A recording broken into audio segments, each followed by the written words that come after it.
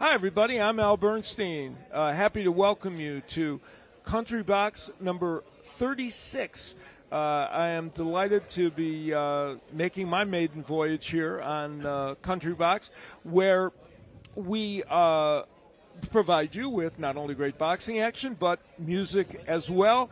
And, of course, while I am making my maiden voyage, this gentleman is not. Albert Hainsworth here with Country Box, where you are a staple. He, of course, the man of two all-pro teams and a brilliant career at Tennessee and the Tennessee Titans. It is a delight to be here with you. Thanks for being with me. I feel like the old guy. I'm the old guy. I've watched you for years. Whoever thought I'd be able to commentate with Al Bernstein? I never thought that. Well, I'm delighted that you're here, Albert, and happy that we're able to share this Country Box show. Tonight is going to be a kind of an interesting night, I think, because we have in our main event similar storylines in a way, because Isaac Carbonell taking on William Langston in a light heavyweight matchup in the main event, and then in the co-main, Craig Parker, cruiserweight, taking on there's the Isaac Carbonell-William Langston matchup, in which they are fighting in the light heavyweight division for the World Boxing Bureau Championship. And that one, plus Craig Parker against Leonardo Minor in a cruiserweight matchup. And the thing that makes those two fights similar are, in the case of Carbonell and Parker, they're both fighting fighters who have had more experience than them and have fought against better fighters. And even though they're both undefeated, these two men come in and present challenges for them. So let's talk about Carbonell and Langston. You have seen Isaac Carbonell here on Country Box several times before. Very stylish left-hander. He's a very powerful boxer. I mean, he throws his punches with authority. At any time, I mean, any punch, he could knock somebody out. So it's going to be good to see him against some very quality opponent like how Langston is. So we're going to see how he does. Like you said, this is probably the best opponent he's faced so far, and it's just going to let him know where he is in his career. If he finishes him early, hey, I mean, put some bigger fighters in front of him. Yeah, it's going to be a challenge for sure. Langston, who is 13-4-1, has been in against some very good fighters. Khalil Coe, who is made his way up through the ranks in the light heavyweight division and soon could be fighting for a world title. He fought him to a standstill, even though he lost a decision against him. And his quality of his opposition has been excellent. And so we anticipate. Oh, and by the way, those two fought each other in the Team Combat League, where you fight only one round against each other. And guess what? They fought to a draw. So we're going to see it on here. Yeah, that tells us pretty much how close that matchup is. And the Parker fight, which we alluded to, in Craig Parker, undefeated at 20-0, taking on Leonardo Minor. And Minor, though, only 7-7, and Parker is undefeated. Minor could be the toughest guy he has faced, and he wants to take Parker into deep waters in this fight.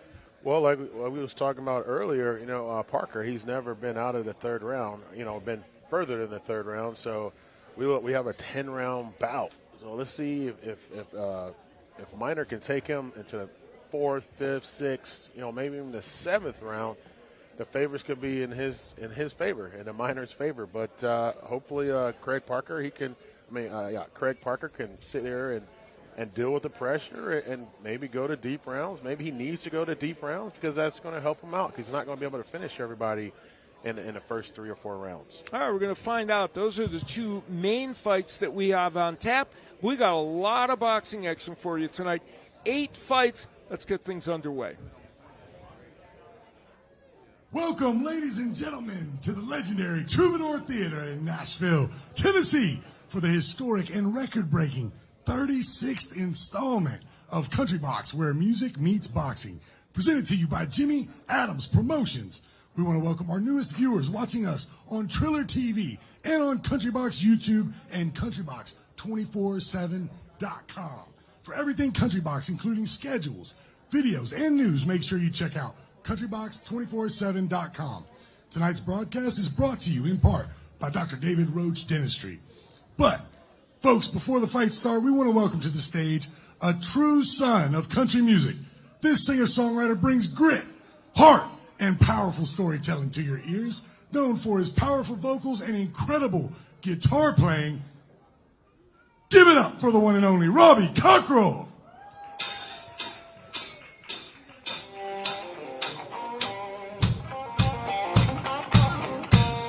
How y'all doing, Country Box?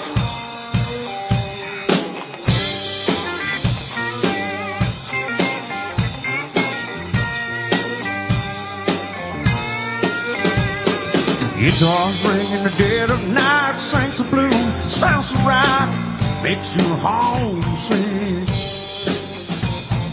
Listen close to the guitar man, native son of a foreign land, that goes homesick.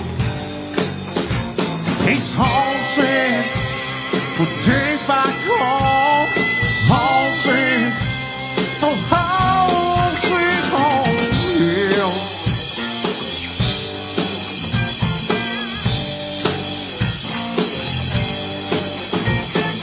Where were you in '69, smoking dope and drinking wine, just an outlaw?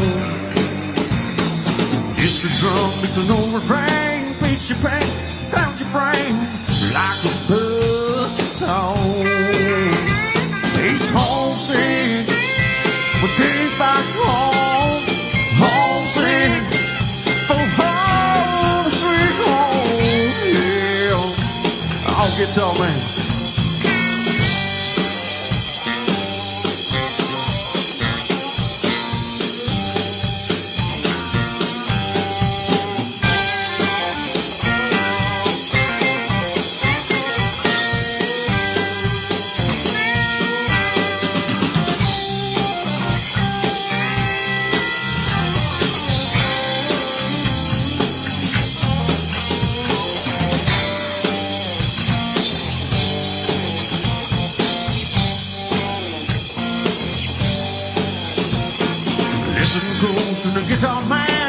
Son of that foreign land, that boy's homesick.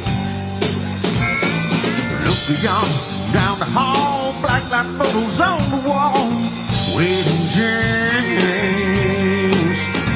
He's homesick, days back home. He's homesick for home, sweet home, yeah.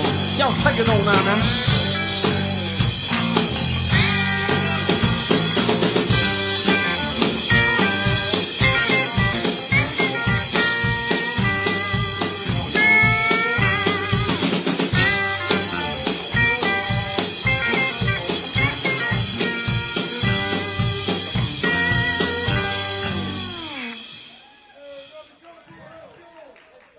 Thank y'all. What an honor to be up here in Troubadour with you tonight. I'm going to do you an original song now, one off my last album.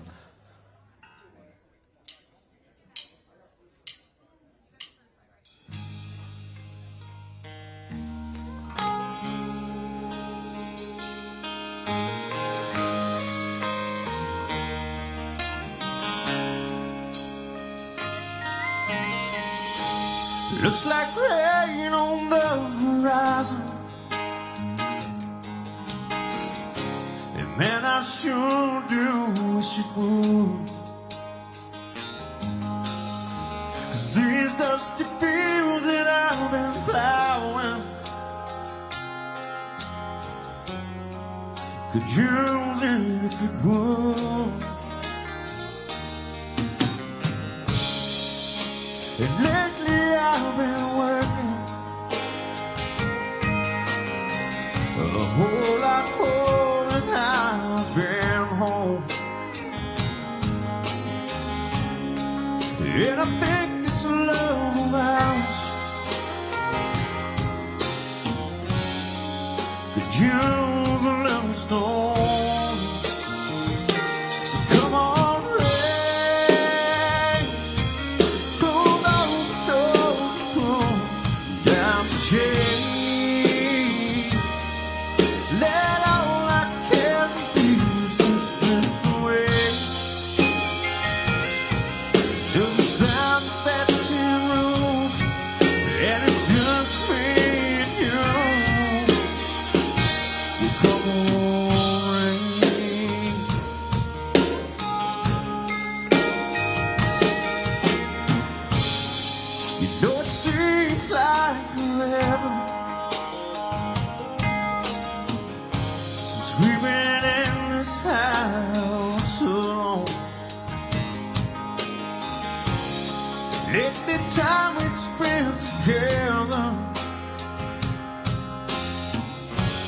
It's just like passing the road.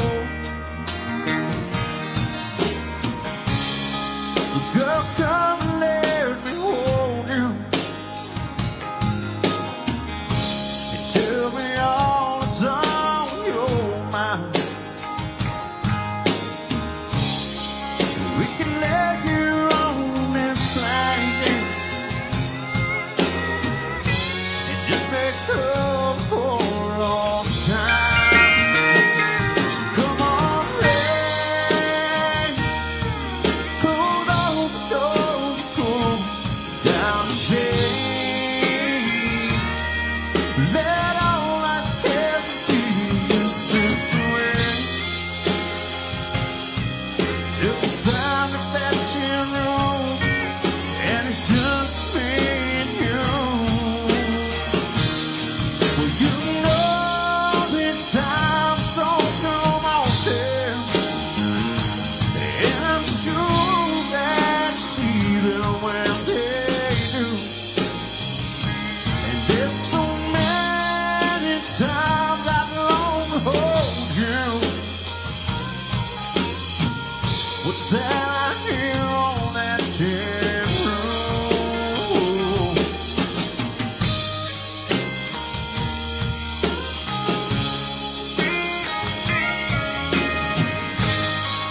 Oh, come on, rain.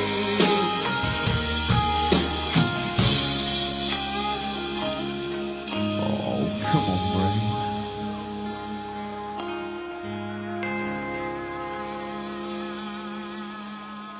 Thank you. Y'all ready for some boxing?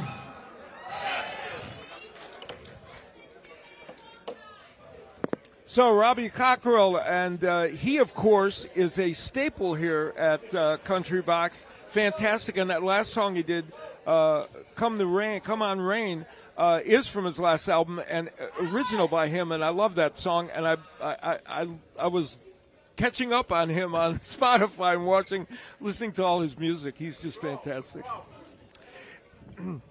Now, we're going to kick off the boxing part of the evening with what should be a very intriguing fight. Alex De Jesus making his pro debut against Keyshawn Rainey, who is 0-1 as a professional. Now, this fight is kind of intriguing because for Alex De Jesus, sometimes, you know, when you're doing shows like this where you see fighters up and coming, you see somebody make their pro debut or you see somebody very early in their career and you say, that's a name I should remember.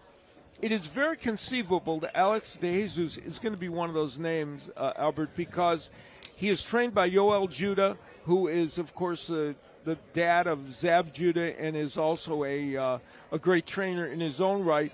And he sparred with some great people, so he's somebody to watch. Yeah, I mean, he you know, with Mr. Zuda, be able to pick and see the talent of the guy, and he's going to sit there and actually, you know, spend that time into him. You know, he has some good skills, and we love to see that. And hey, we can always remember Showtime. That's for sure. All right, so we're ready to go with our first fight. So let's get things up to JT Conway. All right, ladies and gentlemen, it's time for fight number one. Let's go. Now, entering the ring in the blue corner from St. Louis, Missouri, Keyshawn Rainey. Yeah, that's what I did. Nothing.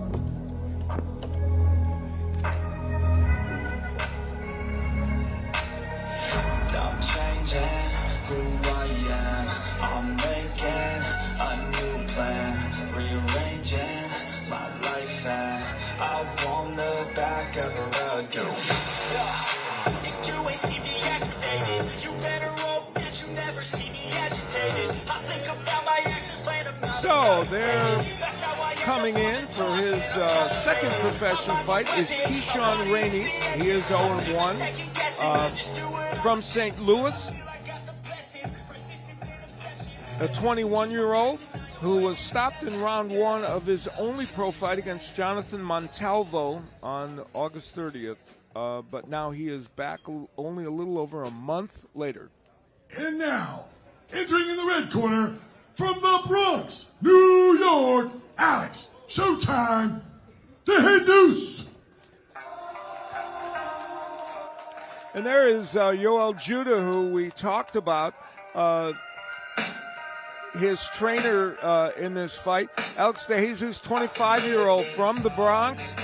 He's a lefty. It's going to be a battle of left-handers. Only 8 amateur fights, but he, as you look at the tail of the tape, he is scarred with people like Richardson Hitchens, a great champion, and others.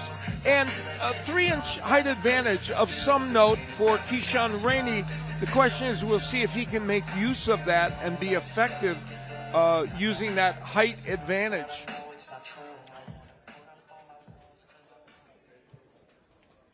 All right, folks, our first fight of the evening is scheduled for 4 rounds in the super lightweight division, presented to you by Jimmy Adams Promotions. Introducing first, fighting out of the blue corner, he weighed in at 132.4 ready pounds from St. Louis, Missouri. Please welcome Keyshawn Rainey. And in the red corner, weighing in at 136.8 pounds, fighting out of the Bronx, New York. This is his professional debut. Please welcome Alex Showtime DeJesus.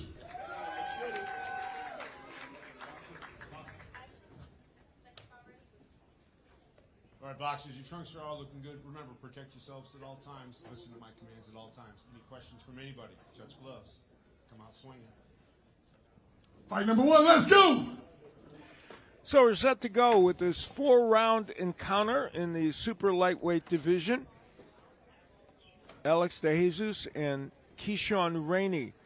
Rainey, as I mentioned, was stopped in the first round of his first pro fight, so he hopes to get farther along in this one. And DeJesus, the 25-year-old, who says that he is a showman in the ring, and he feels he can show that and demonstrate it tonight. He's got a good jab and good boxing skills, and he is coming right after Rainey from the get-go.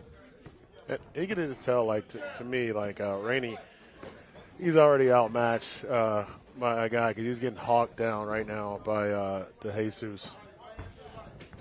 DeJesus lands a partial left hook, kind of a jab, half hook there. And big right hand. Of course, that's a great punch against the southpaw. And Rainey using all of this ring, not a big ring, but he's using every inch of it right now here in round 1. And a left hook sends him down, and some bravado added by DeJesus. I think it's like, I mean, he kept, backing up with that shot, and I mean, he was going to get kicked. So, I mean, he was going to get hit. So, he's already a little nervous, and he already sees the power. It's not going to last long, I don't think. Well, a knockdown early in round 1, and now turning his back, which is always a sign that a fight might well be called. Rainey does, but instead it's just another knockdown. Referee Dan Ziemba calls a second knockdown in this round, and it kind of looks like Keyshawn Rainey not anxious to continue to he's got a hold to fight. He got another minute. Yeah, time left to go in this round, so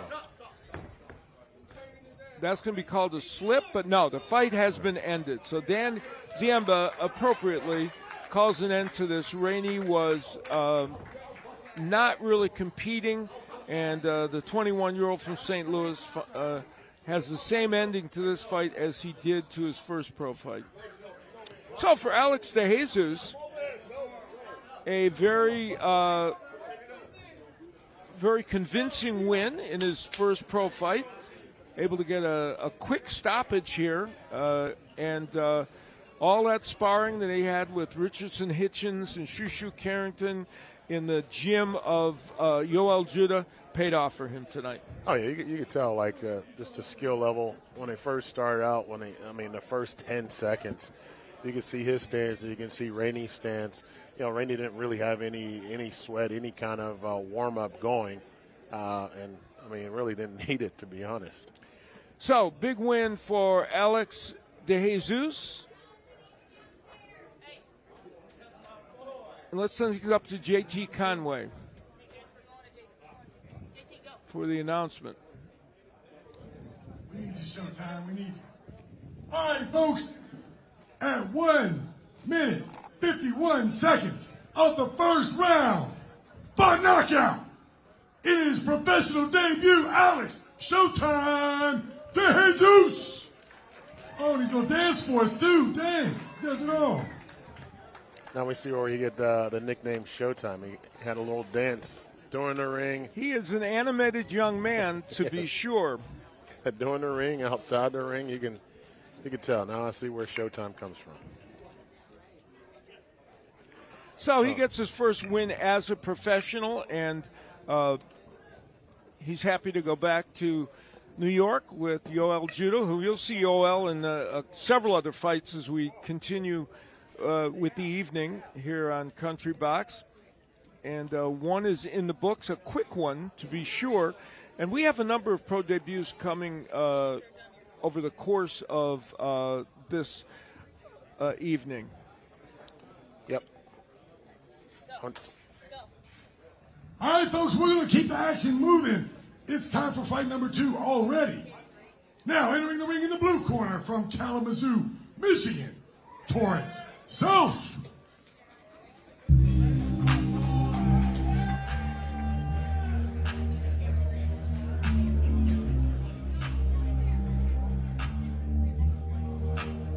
Again, we have another young guy with his debut, Torrance Self. Yeah, Torrance Self coming into the ring. He is in his first professional fight. He's a young man from Kalamazoo, Michigan, who has still a part of his high school to go through. He is a senior in high school back in Kalamazoo, and he wants to make a career out of boxing, and he hopes tonight will kickstart that for sure. I can tell you already got a nice outfit, nice shorts set up. And now, entering in the red corner from Orlando, Florida, Francisco Nunez.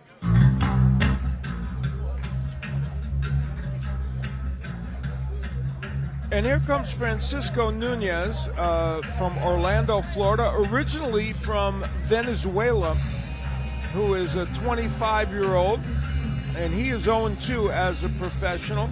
And he lost his last fight by a unanimous decision in 4 to Shael Ainel Perez Roman in April of this year.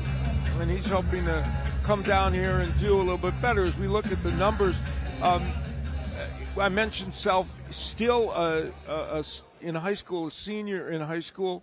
And the other numbers pretty even in terms of their dimensions. All right, folks, our next fight of the evening is scheduled for 4 rounds in the super flyweight division, presented to you by Jimmy Adams Promotions.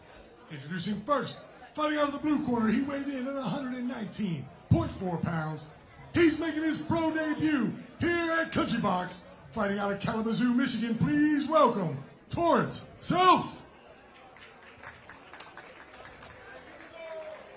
And in the red corner, weighing in at 116.4 pounds, fighting out of Orlando, Florida, please welcome Francisco Nunez.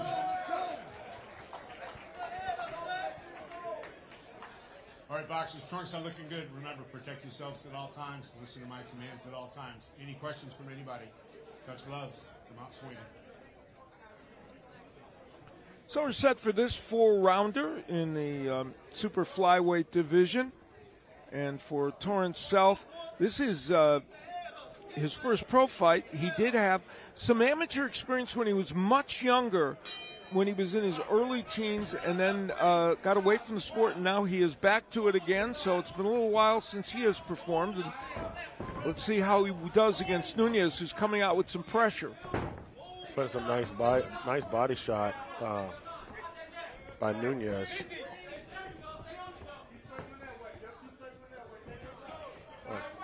Nunez has lost both his fights by 4-round decision. So he's got that experience, and for Torrance Self right now. Earlier today, he was very excited but a little nervous, and right now he's taking some shots from Francisco Nunez.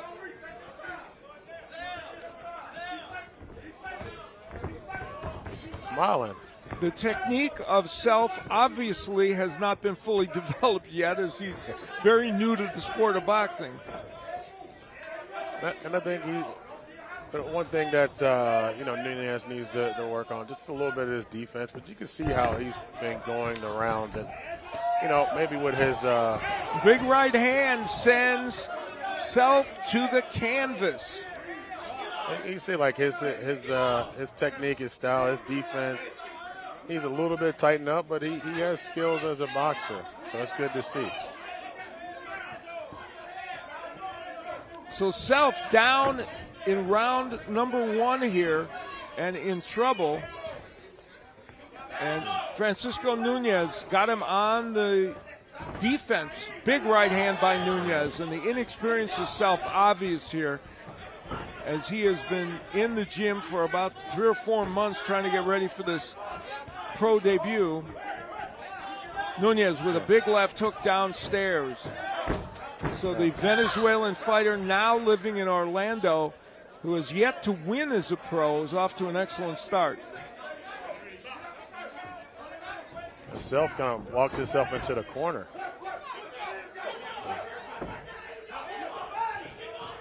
Self trying to fight back a little bit here, but he looks kind of defeated at the moment. Yeah, this is different than a street fight. That's kind of what he came out with. You're fighting against a real boxer, and it's going to start hitting him with them body shots. That's going to really tire him out. Half a minute left to go here in round number 1. Our second fight of the evening, and it may be a short one.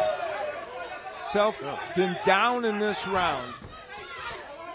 Mike can hold on to see a second round. Only moments remaining in the first round, and a lot of awkward action, and Self gets a takedown. It's not going to help him in this sport. And just moments left to go here. And yeah, he's tired. He may have shaken himself up a little bit with all that. I think he's tired. Self is definitely tired. This is a whole different type game. Back to the first round where Francisco Nunez was able to land some power punches, landed that left hook in the right hand, then the uppercut, and that was what set Self down. He had Self had a lot of defensive liabilities, certainly in that first round. And you can see, like, he's right now he's sucking in the air. He needs to sit up straight on his stool, and breathe slowly. So we're going to see what's going to happen this second round. If he has enough gas to go through this second round, I'll be shocked.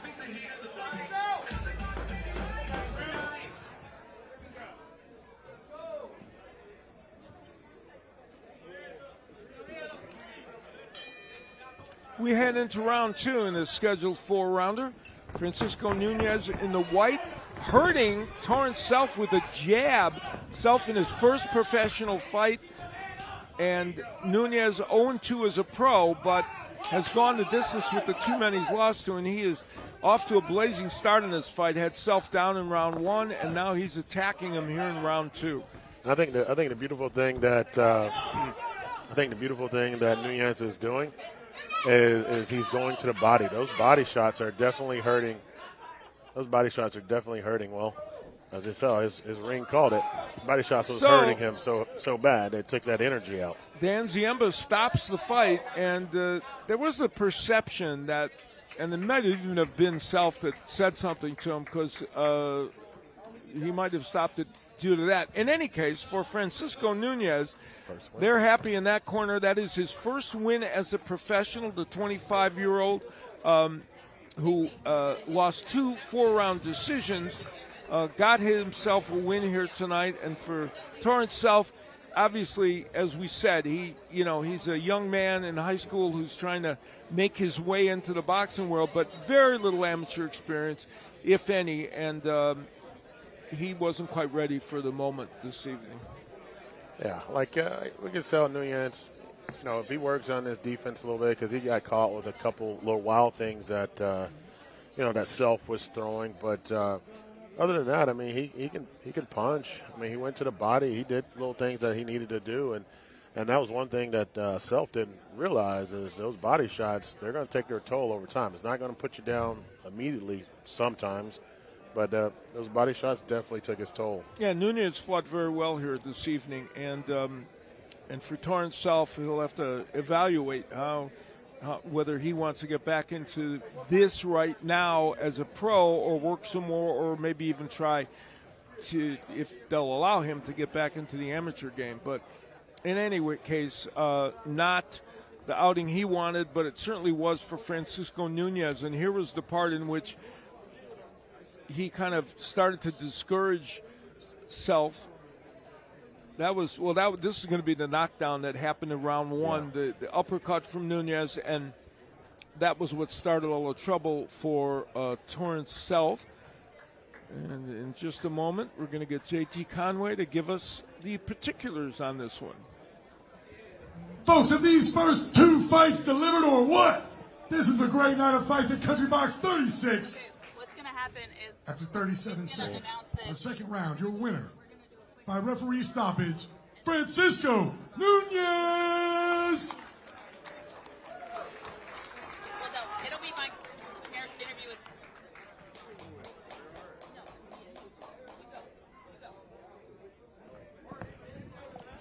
So he's going to do an interview.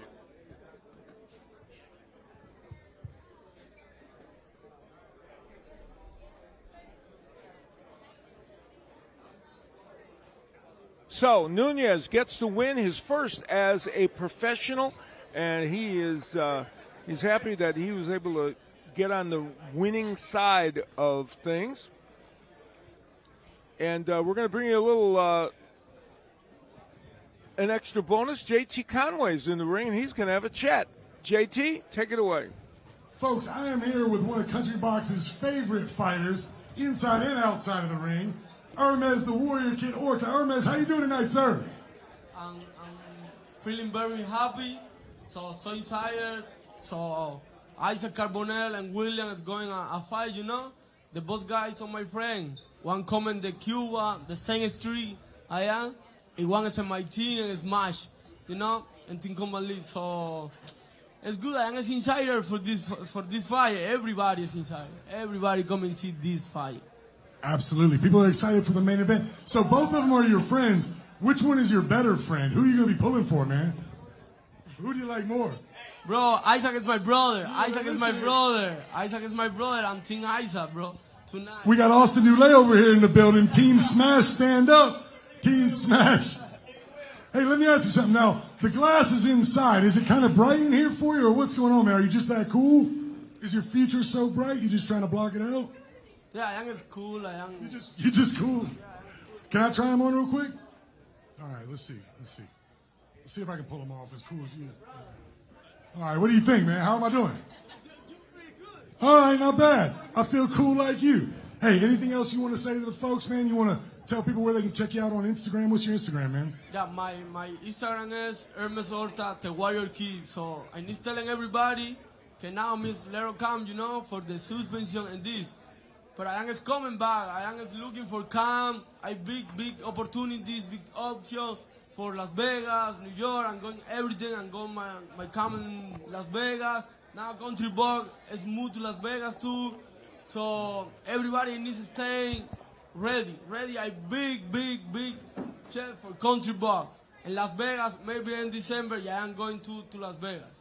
Did you just say Country Box is going to Las Vegas in December? Jimmy, did you know about this? Hey, that's exciting stuff, man. You breaking news here, brother. All right, so maybe we'll see you in Vegas, huh? Maybe we'll see you fighting on that card. How long are you suspended for? So, hasta December. Fight in Las Vegas is in December, but it's no maybe. You see me in Las Vegas 100%. I'm excited for it, man. Well, we love you. You're one of my favorite guys, and I appreciate it, man. Thanks for coming in here doing an interview. We did pretty well. We didn't need a translator at all, did we? No translator needed. All right, baby. See you. Hermes Horta, the Warrior Kid, folks. One of our all-time favorites here at Country Box. His English is getting phenomenal. It's better than my Spanish. All right, guys. So now we're going to go to Robbie Cockrell for 2 more songs before we get into fight number 3. Mr. Robbie Cockrell. Well, don't rock the jukebox. I want to hear some Jones. But my heart ain't ready for the Rolling Stone. I don't feel like rocking since the baby's gone. So don't rock the jukebox. Baby, country song. Before you drop that one, keep one thing in mind. You got a heartbroken hillbilly standing here in line. I've been down and lonely ever since you left. So when you spend your money, baby, can I make one request? And don't rock the jukebox. I want to hear some Jones. My heart ain't ready for the Rolling Stone. I don't feel like rocking since the baby's gone. So don't rock the jukebox. Play me a country song.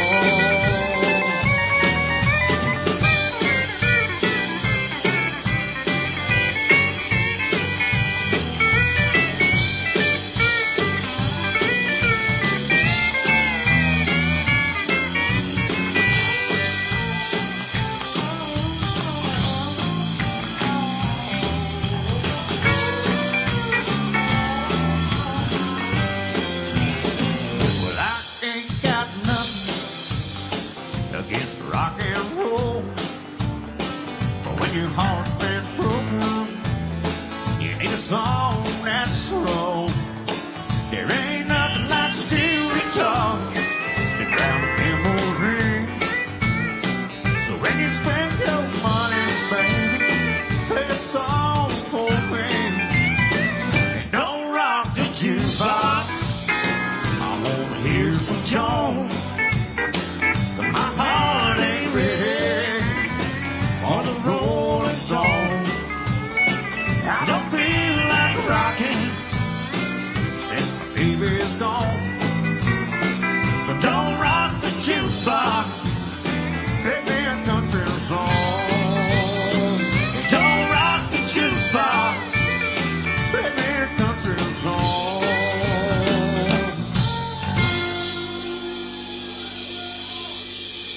Oh, thank y'all so much, Country Rock. Y'all having a good time so far. We're going to play an original song. This is one I wrote called Cold Brew.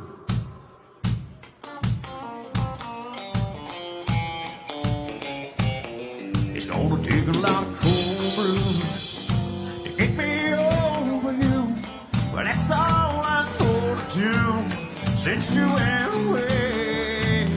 Oh, it's going to take a long time to get you off my mind. So I drank cold brew, try to take my blues away. Now on the day I met you, girl, you took my whole world. You picked it up, turned it upside down. Oh, but now it's all gone, and I keep holding on. I need to find something strong to put my feet back on the ground. You wanna take a lot of cold brew to get me over you. That's all I could do since you went away. Oh, it's gonna take a long time to get you off my mind. So I drink cold brew, try to take my blues away.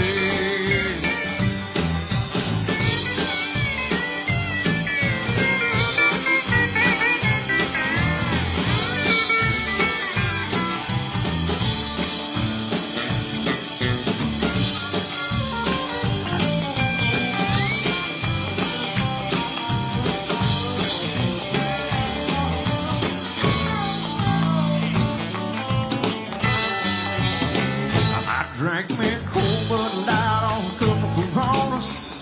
But if I need something stronger, I might just slip down to Mexico.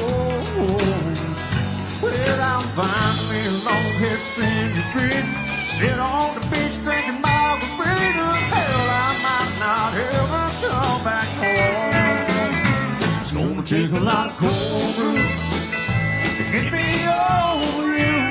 That's all I know to do since you went away. Oh, it's gonna take a long time to get you off my mind. So I drink cold brew, trying to take my blues away.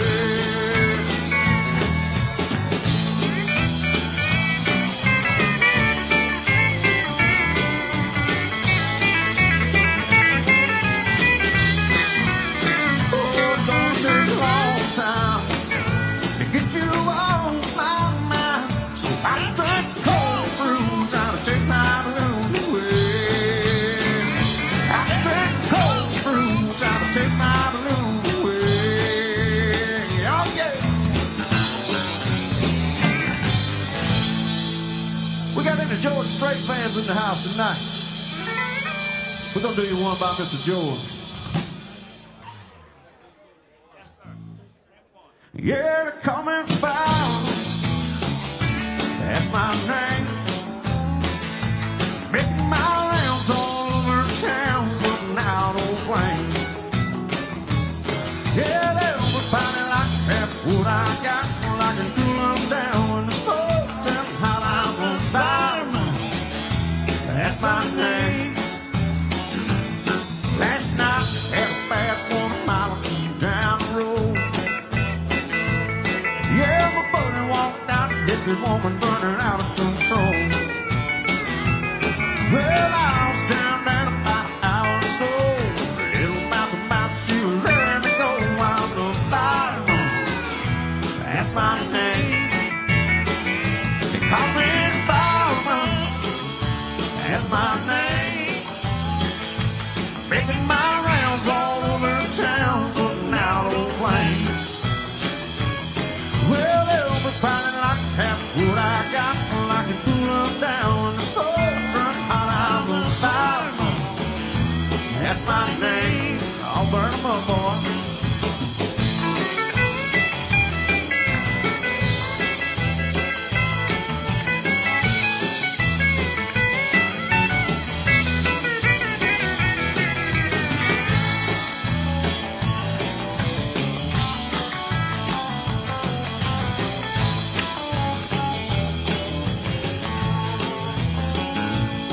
Got a fire-engine red dreamer on a mobile. In a minute or less, I can be dressed to kill. I wear 24 on, 24 off. When they get too hot, they just give me a call. I'm a fireman. That's my name. They call me the fireman. That's my name. Making my rounds all over town, putting out old flames. Well, they'll be fighting like hell what I got, well, I can cool them down when the stove's turning hot. I'm a fireman. That's my name. They call me the fireman. That's my name.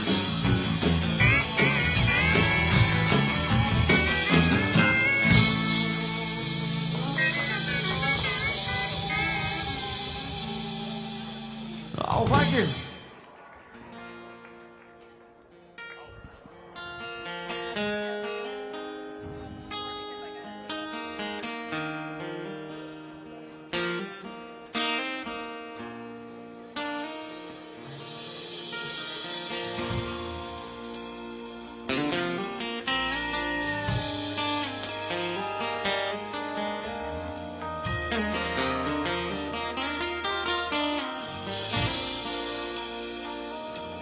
I said, Grandpa, what's this picture? It's all black and white.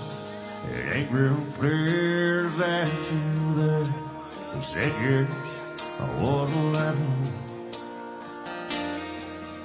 And times were tough back in 35. That's me and Uncle Joe just trying to survive a cotton farm. the Great Depression. If it looks like we're scared to death, like a couple of kids just trying to save each other, you should have said it in color.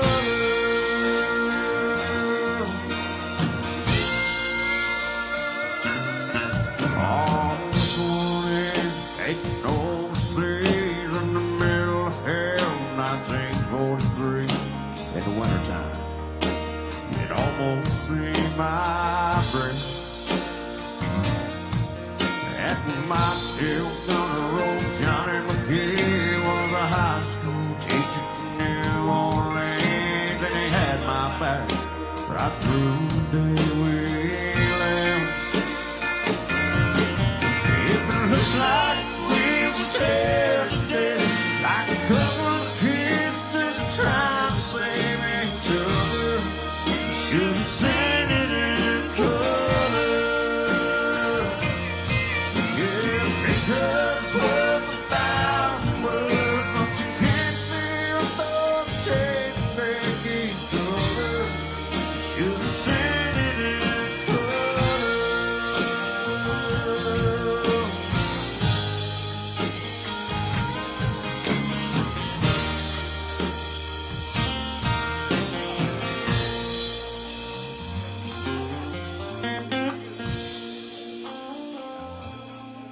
Oh, this one is my favorite one. This is me and mowing summer sun all dressed up. The day we said I'm back. You can't tell me it was hot that June. That rose was red and her eyes were blue, and just look at that smile. I was so bright.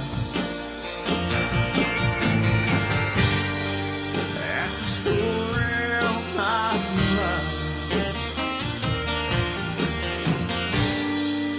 Right there in black and white. If it looks like we're scared to death, like a couple of kids just trying to save each other, should have seen it in color. Yeah, it's just worth 1,000 words, but you can't see what those shades of gray can cover. Should have seen it in color.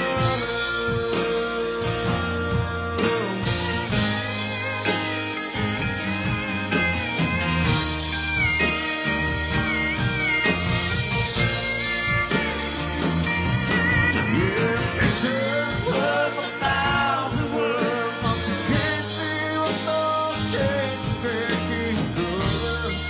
Should have seen it in color.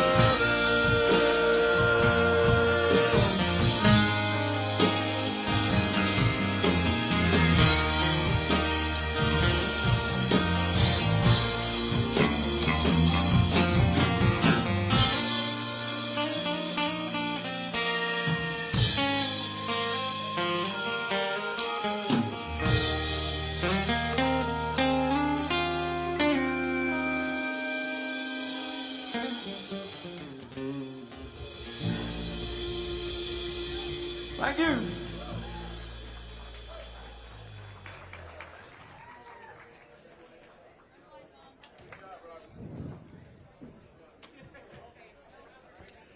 So, Robbie Cockrell with another great set, and we have some more boxing action for you. And I'm pretty confident this one's going to go a little bit longer than the first two. Drew Lewis King taking on Robert Montgomery. These are two fighters who arrived at the same place as amateurs, but in a very different way. Both of them ended up fighting in the Olympic trials finals. King did it in 2019 for the 2020 Olympics, and Robert Montgomery did it for the 2024 Olympics. But for Montgomery, he only fought 8 amateur fights over about an 8-year period, or 27 fights over about an 8 or 12-year period.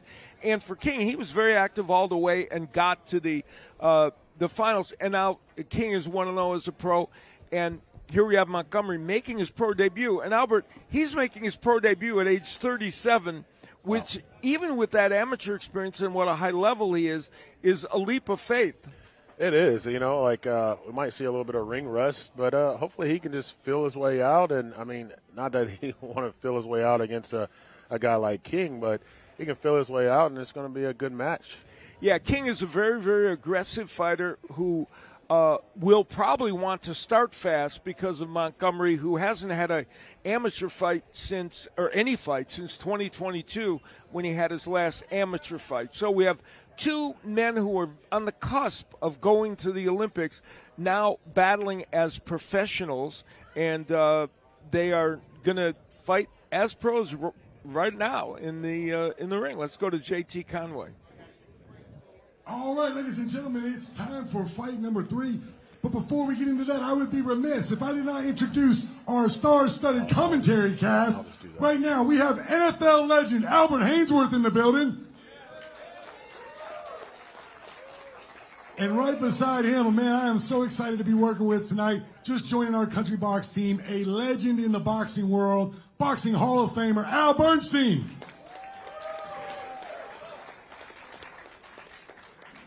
Country Box is getting bigger and bigger, isn't it, Jimmy? They thought you were dead, Jimmy. They thought Country Box was dead. Country Box isn't dead, is it? Country Box is back, baby. All right, here we go. Fight number 3. Now entering the ring in the blue corner from Houston, Texas, Robert Montgomery.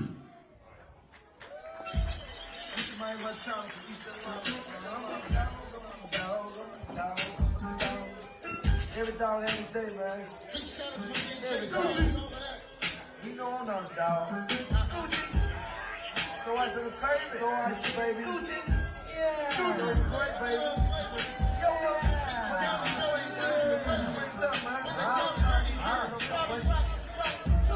I'm a dog.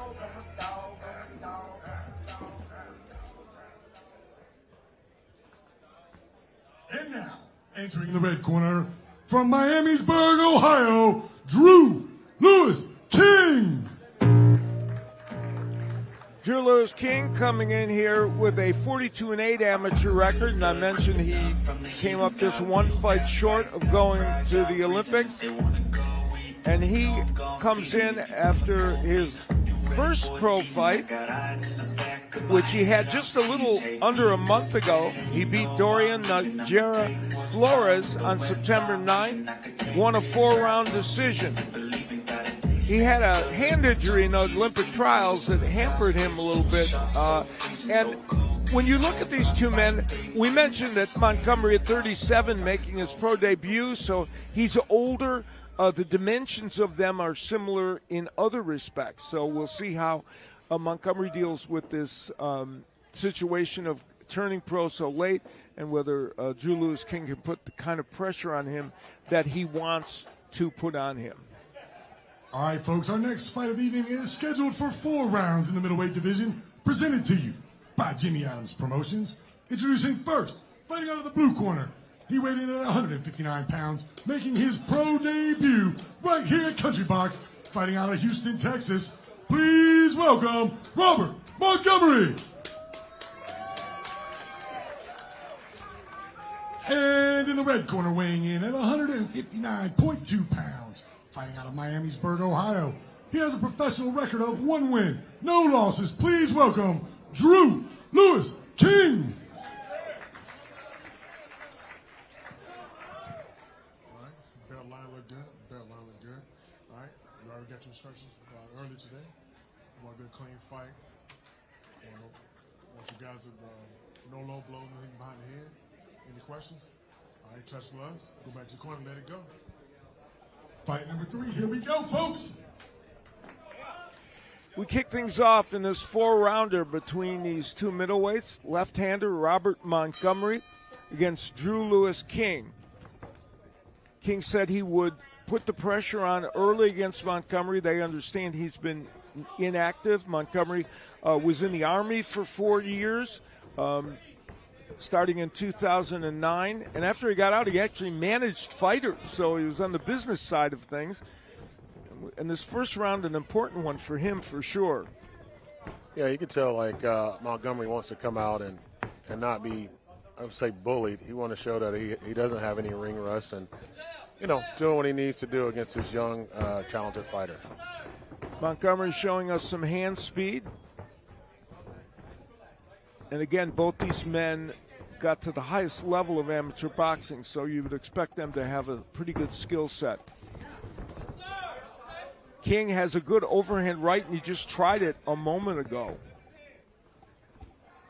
I can tell. I want to say that King might want to make it a little, dirtier like he is. I mean, make it a little nastier. Yeah, he's going to want to get on the inside for sure. As you can see, he needs to get it rough and rowdy and really put that, make Montgomery's age show on him. Nice uppercut on the inside, but Montgomery coming back. And you see the hand speed of Robert Montgomery. He was that way in the amateurs. He could reel off combinations, and he's doing it right now against King.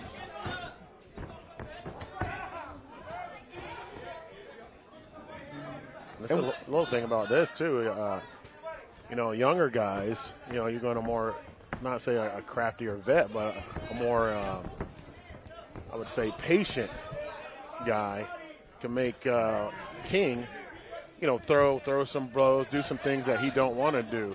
He's already kind of turning red, so he can be getting a little frustrated. That's one thing that an older guy like Montgomery could do to a younger guy. Yeah, Montgomery's using his boxing skills in this round. It's been an excellent first round. Each man has gotten some of the things done that they want to do. And on the inside, Montgomery is not afraid to fight back against King. Under a minute left to go here in round number one in what has been a very good first round from two men that we thought might produce this. And the crowd here at the Troubadour shows its appreciation. Half minute left to go in round number one. The one thing is you're seeing King is definitely applying the pressure right now. And Montgomery, he's going to have to keep backing up, kind of setting his combinations like he was doing earlier. Good left hook by King. Montgomery has shown hand speed and the ability to land in a counterpunching and forward process as well. And King put on good pressure during round number one. So excellent first round. And this was some of the work that Montgomery did earlier in the round where he just was able to land at will against King, and then King came back with pressure later in the round. Right now you could see how good that Montgomery's doing, and he's really put a knot over King's eye, and he has a nice under his eye as well. So there's been some good action and some good combination play between both fighters. It's a good style matchup between the two of them, and the amateur pedigree of both men are coming to the forefront. Scheduled for 4, 1 in the books, a very close round that could have gone either way. Yeah, that'll be interesting to see how the judges score this first round. And for Montgomery, who, as we mentioned, hasn't fought since 2022, that was not an easy first round to get through, but he showed a lot of grit and plenty of skill there, and King did his part with some aggressive fighting. So we head into round number 2. Drew Lewis King in the black trunks with the gold stripe. In his second pro fight, Robert Montgomery making his pro debut, the 37-year-old from Houston, Texas. Good hook on the inside by Montgomery as King continues to try and make it a dogfight on the inside. And Montgomery throwing excellent combinations, including that right hook. This is it's a true fight right here. You see Montgomery is definitely landing some nice combinations that's really getting to King. You can see the nice whelp over his eye. But right now, Montgomery, he can't get tired, at 37 years old. He got a young guy that just keeps pounding on him. King going to the body to try and make that a factor, which isn't always the case in a 4-round fight, but it could help in this case. And Montgomery's still fighting, but now off the ropes. And King is making this the kind of fight he wants, even though Montgomery's doing some excellent work. I think what you can see right now is Montgomery's getting a little tired. and that's why he's like kind of laying on the ropes. You know, this is a totally different story. Maybe he wants to rope and dope him a little bit, but I don't know. King is starting to take over this second round. The body work of Drew Lewis King, excellent. Now he's landing the hooks upstairs. And the pressure of King starting to make a big difference in this fight. A very tough assignment for Robert Montgomery in his first professional fight. And right now, he's struggling. A minute left to go here in round number one. Dwayne Edwards deals with the mouthpiece issue, and Drew Lewis King senses that he's got the upper hand. Also, one thing to see, like Montgomery is cut. And he has a nice bleeding cut over his eye. We'll find out if that came from a punch or a clash of heads. They've been battling on the inside. Nice hook by Montgomery. Maybe his best punch of the round, but it doesn't deter King in any way, and he continues to wail away. We mentioned earlier the right overhand right of King is great, and he has landed it in this sequence. Only seconds remaining here in round number two. An action-packed round like the first one, but one that has been dominated for the most part by King, and on top of everything else, the cut will be an issue for Robert Montgomery. We'll see how they deal with that in his corner. And you can see one thing that I noticed, definitely King is running with his head. Yeah, there might have come from a clash of heads. They've been on the inside working, and this was some of the work in the last round. This is Montgomery languishing on the ropes and taking the right hand and other power punches from King. And, the heads were banging away together as well. We don't have a ruling as to whether that was caused by a clash of heads. Apparently not, or at least they didn't rule it that way. We'll see. Scheduled for 4, and we're headed into round number 3 momentarily.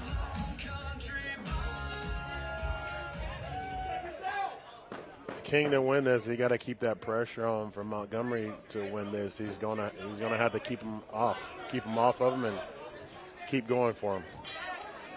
We head into round number 3, and Robert Montgomery, the 37-year-old, making his pro debut, a fine amateur who made it to the Olympic trials finals, as did Drew Lewis King, who is 1-0 as a pro and is putting on the pressure as he did in round 2, and that's a nice right hand by King. And he's cutting off the ring and pushing him to the ropes constantly.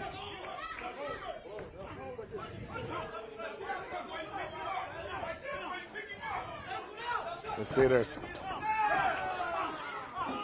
Montgomery showing again the hand speed that he's capable of, and he's getting off the ropes a little bit better. So some signs of offensive life from Robert Montgomery, but can he keep King off him? That's the one thing that he has to do. He has to make it dirty. He has to get into him for King to win this. I mean, this is something King doesn't want. But from boxing outside, I don't think that's a good advantage for King.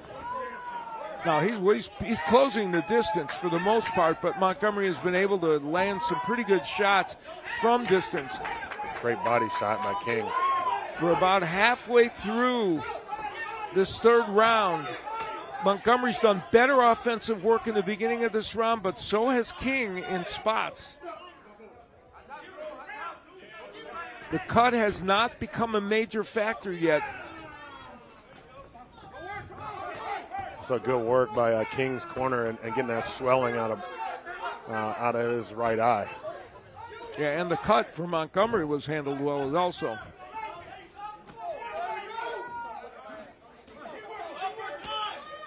King working on the inside. And Montgomery chopping away with his right hook as well. This is not the terrain Montgomery wants, but he is doing some good work in there. But if you fight this way the whole time, King is certainly going to get the advantage, and he's getting it right now. Yes, he is. I say Montgomery is maybe gassed out, but he's still going to keep fighting. after a good start to this round, Robert Montgomery is having his issues right now. Yeah, he's staying on the rope. And that's where King gets to land a lot of it and doing a lot of damage. If we try to keep him in the middle of the ring, it'll be a totally different. Yeah, I don't know if he can. Yeah, I mean, he's tired. You can tell. Yeah, I mean, it's tough. And the pressure of King. King's a good pressure fighter. Good right hand by right hook by Montgomery, but King doing the vast majority of the work in what has been an extraordinarily entertaining middleweight fight between these two men with very good amateur pedigrees early in their pro career. And this is an example of what we've seen in the last round and a half. Good work on the inside by King, and even when he can land a right hook, Montgomery, King just walks through it. Yeah, he just keeps going. I can tell he has a very nice chin because he's been hit with some very good shots. So right now it's just going to be interesting to see how Montgomery can come out and like finish this fight, and also if King can just continue that pressure and keep beating down on Montgomery.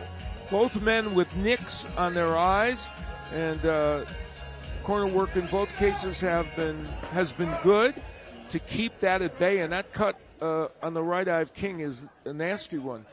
So we'll see. There's only one round left to go. The final round in this 4-rounder between Drew Lewis King in the black trunks with the gold and Robert Montgomery in the all black trunks.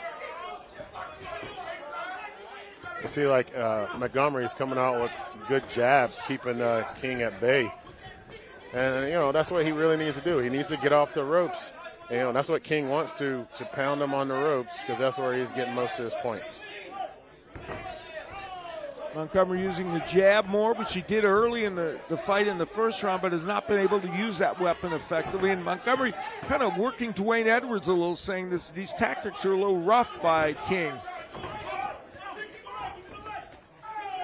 Left hook by King, and I think Montgomery's also worried about the use of the head by Drew Lewis King. He's using that head,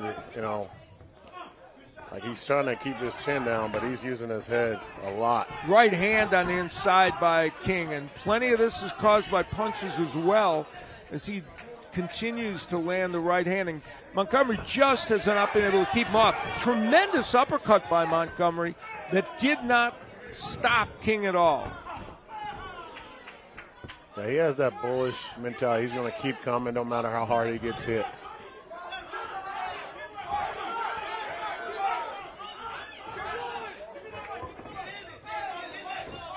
So Montgomery needs to get off the ropes.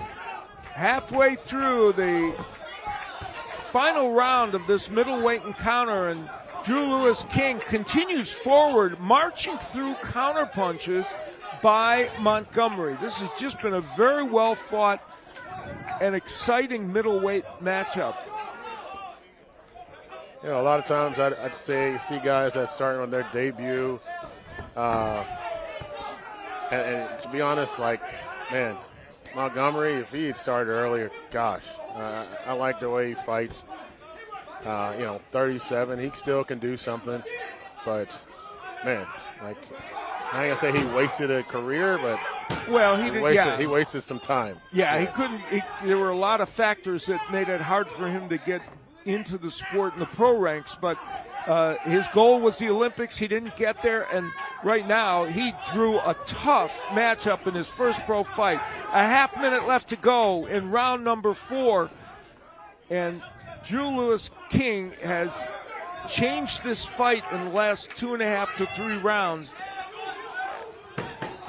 And just seconds left to go in what has been an entertaining and excellent middleweight matchup. Definitely got his money's worth here. Tremendous fight. Both men did excellent work in the course of that fight. For Drew Lewis King, the 26-year-old from Miamisburg, Ohio, who is very popular in the Dayton area, and we understand why from this fight. He's got a fan-friendly style, and this was part of the pressure that he put on Robert Montgomery throughout. King loved basketball. He played a lot of basketball in high school, but he realized at age 21 that boxing was the sport for him, got involved in it, and that was the one that he stuck with. And for Robert Montgomery, the 37-year-old, who spread out 27 amateur fights over an 8-year period before losing in the Olympic qualifier, had been in the Army for 5 years from 2019, managed fighters. So his journey led him to a later start in the sport. And what we saw here tonight, Albert, was two men who have very good skills in the sport of boxing. Oh, absolutely! Like this could have been a fight for like one of the 6th or 7th fight of their career. You know, maybe 10th. You don't expect this to be the second and the first fight. Yeah. And they're fighting like this. Yeah, this was a tough assignment for both men, really, because for King, even to draw Montgomery in his second fight was difficult. So, but he managed to, we think, the way it appears to us, though the judges may have a different idea, King, while round one was very, very close and could have easily have gone to Montgomery, it's kind of hard to see rounds 2, 3, and 4 not going for King, but we'll have to see what the judges said. Despite the fact that King dominated most of the second part of this fight, it's not impossible for Montgomery to have won that second round and make it a draw, but unlikely. Yeah, it's definitely possible because he was the more flasher. Early in the round, yeah, he did very well. Yeah, early in the round he looked pretty good, and then in the first round I thought it was a little bit more Montgomery because the way he was just sticking and his punches were landing cleanly, and you could see how King wanted to kind of make it dirty.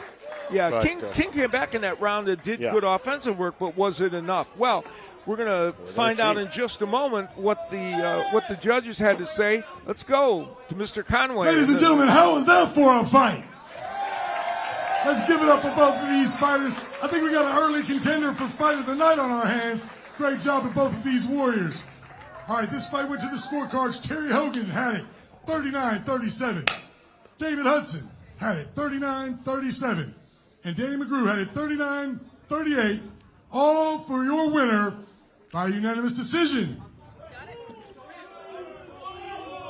Drew Louis King.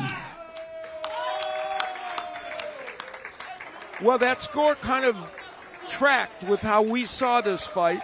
It was a superb effort by both these men, and really, for Robert Montgomery, credit at age 37 for taking on this tough a match in the beginning part of his career at that age, and also credit to Drew Lewis King as well for getting the job done.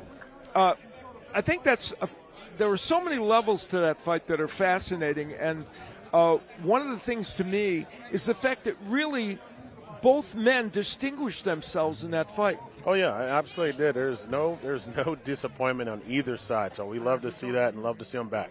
And coming up, we've got Kobe Khalil Williams against Jason Velez in a fight that really should be an interesting one. Velez, a veteran at 37 who was once a challenger for a featherweight title, and Khalil Williams, a young fighter who is 5-1 and at this juncture, or 6-1 with 5 KOs, and at this juncture is going to test himself against the veteran. Velez has had a string of fights that haven't gone just the way he wants them to, but nonetheless, we'll see how it plays out. And let's go up to Mr. Conway. All right, ladies and gentlemen, we had 2 quick knockouts. We had a 4-round absolute banger. Who knows what's in store for fight number 4? Let's find out. Now, entering the ring in the blue corner from Puerto Rico, Jason Velez.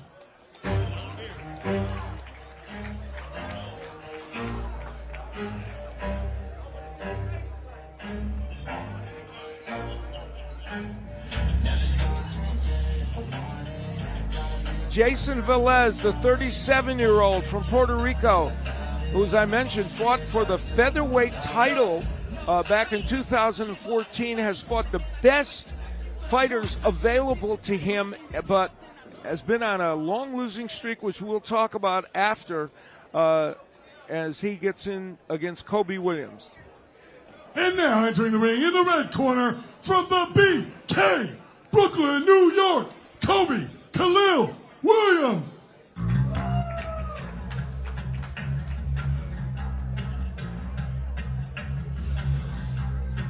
Kobe Khalil Williams coming in with that 6-1 record, a 26-year-old who is trained by Yoel Judah, the father of Zab Judah, who of course also trains many other excellent professionals. He comes in off a fight in which he got a first-round knockout win over Juan Carlos Pena. This is his third fight on Country Rocks, and here are the numbers. I mentioned Veloz, a veteran at 37, a veteran who has had some tough times, and the other numbers are similar, but of course he's the older fighter in this matchup, and we'll see how it all plays itself out. Let's go to JT Conway. All right, folks, our next big fight of the evening is scheduled for 6 rounds in the super lightweight division, brought to you by Jimmy Adams Promotions. And before we get started, Jimmy Adams himself would like to say hi to Miss Nancy Jones. George Jones as well. She's in the house with us tonight. How you doing, ma'am? George Jones, an absolute legend. His wife, Nancy Jones, with us tonight. All right, folks, introducing first, fighting out of the blue corner. He's a veteran of 50 professional fights. He weighed in at 133 pounds. From Puerto Rico, please welcome Jason Velez. And in the red corner, he weighed in at a trim and ready 132.4 pounds. His record, 6 wins, 1 defeat, with 5 of his wins coming by way of thunderous knockout from the BK, Brooklyn, New York, Kobe Khalil Williams. That one's looking hot. Yours is good. All right, got your instructions already. All right, this is my command all time. Protect yourself at all times, right? I'm a good, clean fight. Touch gloves, let it go. Fight number 4 underway.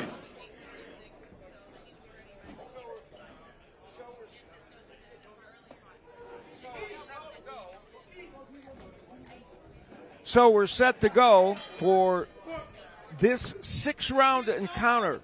Jason Velez, who has come in here, believe it or not, with an 11-fight losing streak. However, he has been put in against top prospects whose combined record, 172, 27, and 5. So he's fought tough, young fighters and has been now kind of the gatekeeper for them. And he went the distance 8 times in that streak, even in losing. And now he is testing young Kobe Khalil Williams. It's good. As you can see, like I've seen Kobe Khalil Williams, 3 times here at Country Box. He's a very young, exciting fighter. He's very talented. But I think this is, of course, going to be his very big test to see if they can keep pushing him to go further. Williams, a left-hander with good power in that left-hander. We saw the straight left hand a moment ago. His only loss is against Nicholas Isaac, who he beat in the amateurs. But Isaac is a naturally bigger fighter, and when they fought at the pros, he admits that the strength of Isaac was difficult for him, and he did lose a decision to him. But he understands that, and he wants to come back strong from it. Good body work by Williams and a good straight left hand. But Velez, who has a good overhand right, and in his day did a lot of damage with it, lands one there.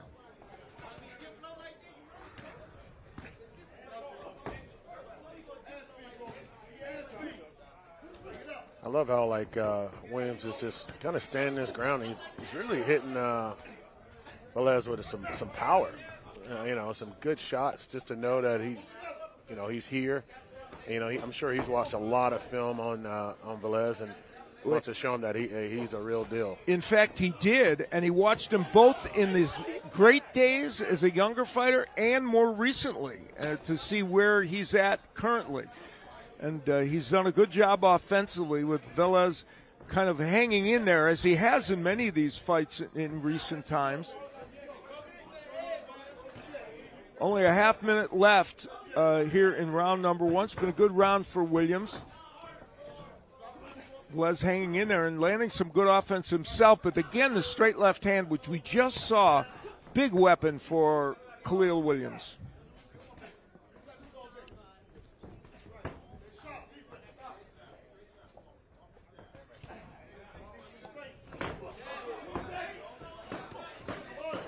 Moments left to go here in round number one, and it has been a good one for Williams, in which he's gotten off to a very, very good start.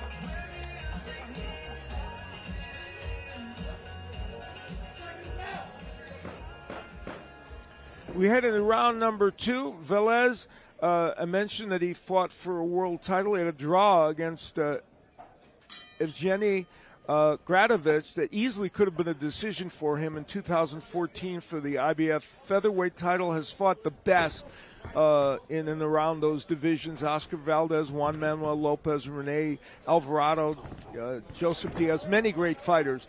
But this version of Jason Velez, somebody who is just trying to make his way against these young fighters. And right now he's facing a lot of fire from Khalil Williams, who is doing a great job offensively. I think that really shocked Velez, that little combination, those hits that Williams just put on him on the ropes. I mean, just to see his face now he's kind of gathering himself. Yeah, Velez landed a left hook and a couple of little right hands on the inside to fire back and at least keep Williams at bay for a moment or two. And a nice right hand by Velez.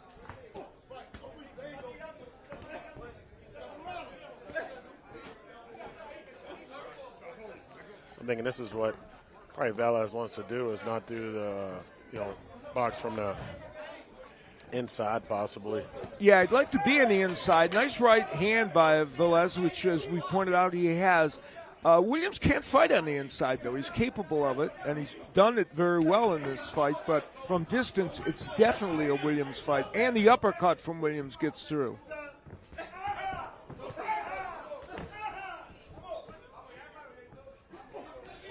Now there's an uppercut from way back by Williams. A no-no, but he didn't pay for it.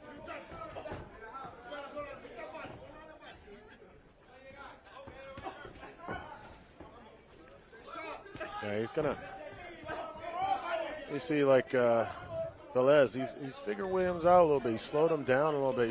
We don't see like the popping off. Well, unlike we just saw there, but we don't see as many combinations as Williams was putting together in the first round. Now I feel like Velez is kind of figuring him out just a tad bit to slow him down. Well, Velez, after a bad start in this round, came back a bit, and in the last minute and a half has at least been offensive-minded. Good body work by Williams. Run, a minute left to go here in round number two in the six-rounder, and Velez gets in a nice sneaky right hand. This fight has turned into a very good action fight here in round number two. Yeah, Velez has definitely made it more even this and round. Velez is fighting at a weight now that's way up from where he originally fought, but you can see his offensive skills are still there. And he's shown this in spots in all these recent fights, even though he's not come out the victor, and he just landed a good left hand. So a very good second round overall. Both men doing good offensive work. I think that was a great round for Velez. He definitely had a 180 in there, and still like to know what Mr. Judah is telling Williams right now. Well, he certainly wants him to. I think he might want him to stay on the outside. Now, this is early in the round where Williams was doing pretty good work, even though some of those were slipped. and he had Velez on the ropes, and he was landing. Not all these were getting through, but some were, and there was a lot of pressure, but then Velez came back in the round and did some good work of his own. And what we saw in round 2 is exactly why people keep calling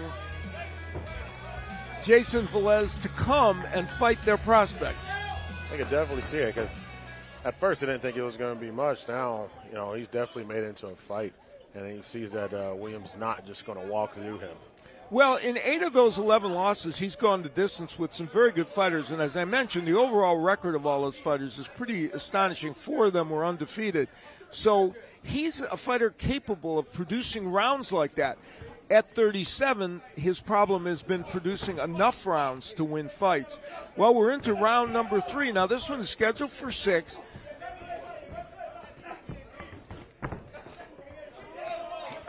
Williams, a good combination puncher, and there we see evidence of it. The Velez right hand got there a moment ago, and it started to really make a difference in this fight.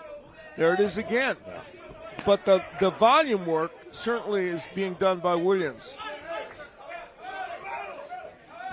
Yeah, I'd like to see Williams go a little bit more to the body. Yeah, he did earlier, and then he kind of got away from it. That might be like, with the older guy. I mean, even though he's a seasoned champion, seasoned contender, yeah, we still want to kind of start chopping at his body a little bit more instead of just the pretty headshots. Yeah, and even in a 6-rounder, it can make a difference. And there's Velez going downstairs, and the overhand right again by Velez. Williams is fighting in the pocket with Velez, which is allowing him to land punches, but also giving Velez a chance. And the uppercut by Velez gets in. So Jason Velez is turning back the clock a little. Oh, my, big right hook hurt Velez and sent him reeling into the ropes. We'll see if he was hurt. Yeah, I would say he's definitely hurt the way he looked.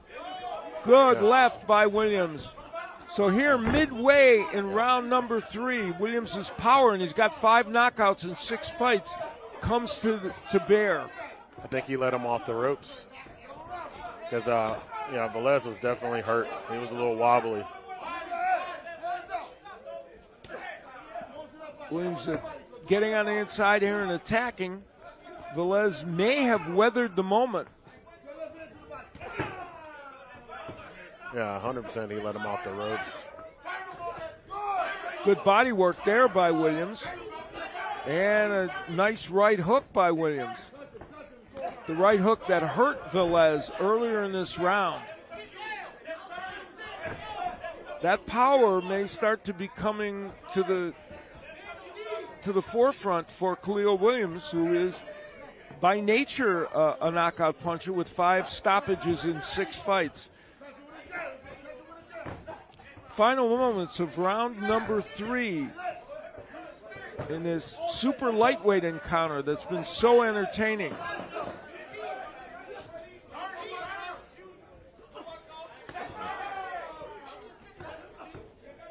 Nice. That'll do it for round number 3, and I'll tell you what, it was a good one. Simply, yeah. There's the right hook from Williams. You could tell, he was still a little bit, wobbly, kind of moving. You could tell that Velez was just a tad bit wobbly still. I think Williams definitely let him off the hook a little bit. Well, and a veteran has ways of surviving when they get in trouble like that. So Zeb Yoel Judah is certainly giving his young fighters some instructions. Now we're heading into round number 4. And we'll see if that power that was shown from Williams will erupt again here in this round. That's Khalil Williams in the white trunks, 26-year-old from Brooklyn, New York. Works as a bartender in some swanky Manhattan spots, making the commute from Brooklyn. And he enjoys it. He loves the social atmosphere of it. And he makes a good living, but boxing is what he wants to do and become a world champion. And the man he's facing was close to becoming one, Jason Velez, and now at 37, he's still in there battling. is giving him a great test right now. Velez is, and he's not going away. I mean, it could be a 3-0 or a little bit more even. There's certainly a couple of rounds in there that you would have to give to Khalil Williams. One was close, and Williams off to a big start here in the fourth round, using his hand speed, which is considerable, and the combination punching. You could tell that Mr. Judah definitely told Williams to start going to the body a little bit more, because he came out, as you see, with the little hooks to the body instead of just head hunting. And he's using the uppercut very effectively as Velez leans in. Velez trying to get on the inside, and he wants that uppercut to make it not safe for him in there. Again, the right hook getting there for Williams, and Velez going downstairs and using his own uppercut. Velez 30-19-1, and I mentioned he's on this 11-fight losing streak, but in it he has had moments like he's had in this fight where he distinguishes himself, just not enough of them to win decisions. Yeah, I mean, you can just tell he's just a tough guy, and if he could really just, get over that hump, you could see that he could control a fight if he could get over that little hump and control a fight, because he has some power, and that right hand is pretty deadly, because it's gotten Williams attention a few times. Yeah, great sequence here of action by both fighters. As Velez finds himself again in with a very, very good pro prospect. Could think that maybe Williams might have hurt his left hand a little bit. Let's see, because he kind of stepped back and started shaking it a little bit. So I will see if he throws it. There's the right hook. He's throwing it a little bit, but not with power. Yeah, there it is again. Now, Williams has a really good right hook, which not all southpaws do, but he is using it a lot more. We'll see if where's the left, and he is shaking it. You're right. So we'll see if there is some issue with that. We're headed toward the final moments of round number 4. And there may be a subplot here with Khalil Williams, as he's had a very effective round 4, but Velez has still done some good work. Excellent matchup. Yeah, you see he's shaking it when he's getting back to the ring, so just wondering how he can handle that.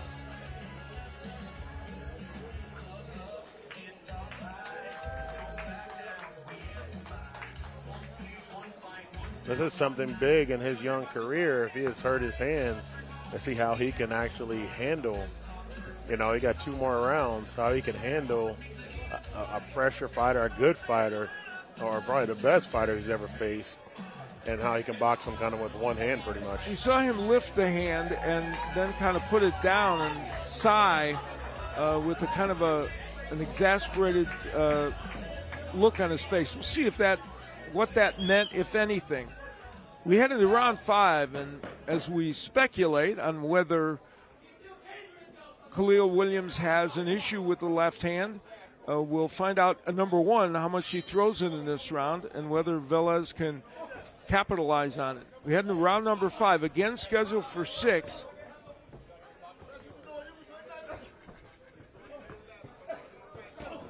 And can Khalil Williams throw that left enough to convince Velez, at least, that it's viable? And there he does throw it to the body.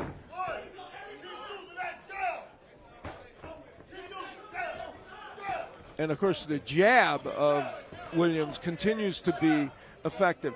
He's throwing that left hand not with as much conviction as before, but, there was a beauty. But he's doing it enough to keep Velez from really taking advantage. Yeah, he is. Velez lands the left hand. Big beginning to this round for Williams. Whatever the status of that left hand, he has used his right hook and his jab in a big way, and then lands yet another right hook.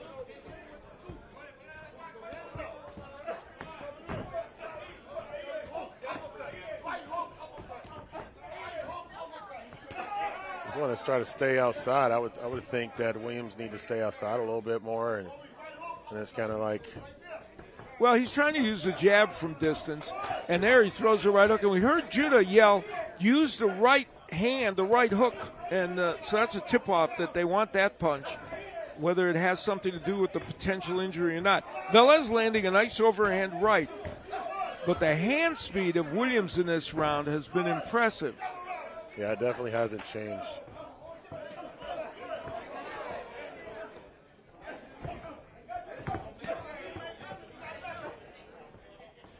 A minute left to go or so in this fifth round, the penultimate round in this six-rounder, and this has been a very entertaining fight. Velez lands a right, but there's that omnipresent right hook of Khalil Williams.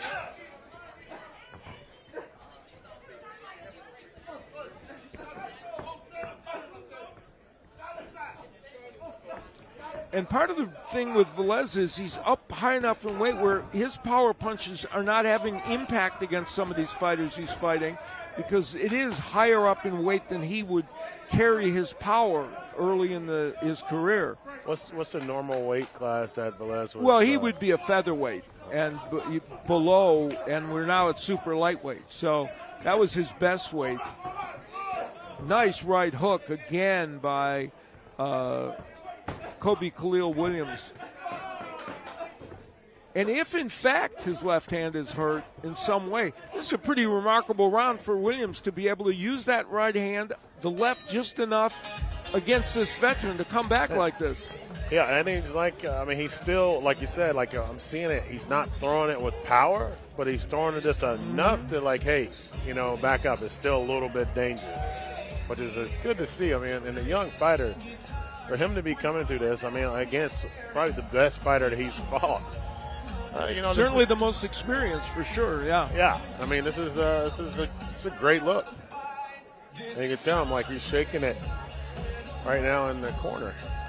And for Velez, the 37-year-old, here's what this demonstrates about the sport that sometimes people don't recognize. Here's this veteran on a big losing streak, coming in to test all these people. Is he quitting in this fight? Under no circumstances. He is heading into this final round. Jason Velez is still fighting, still pushing back, and still trying to get the job done. So it shows what boxers are made of in general. So we're in the final round.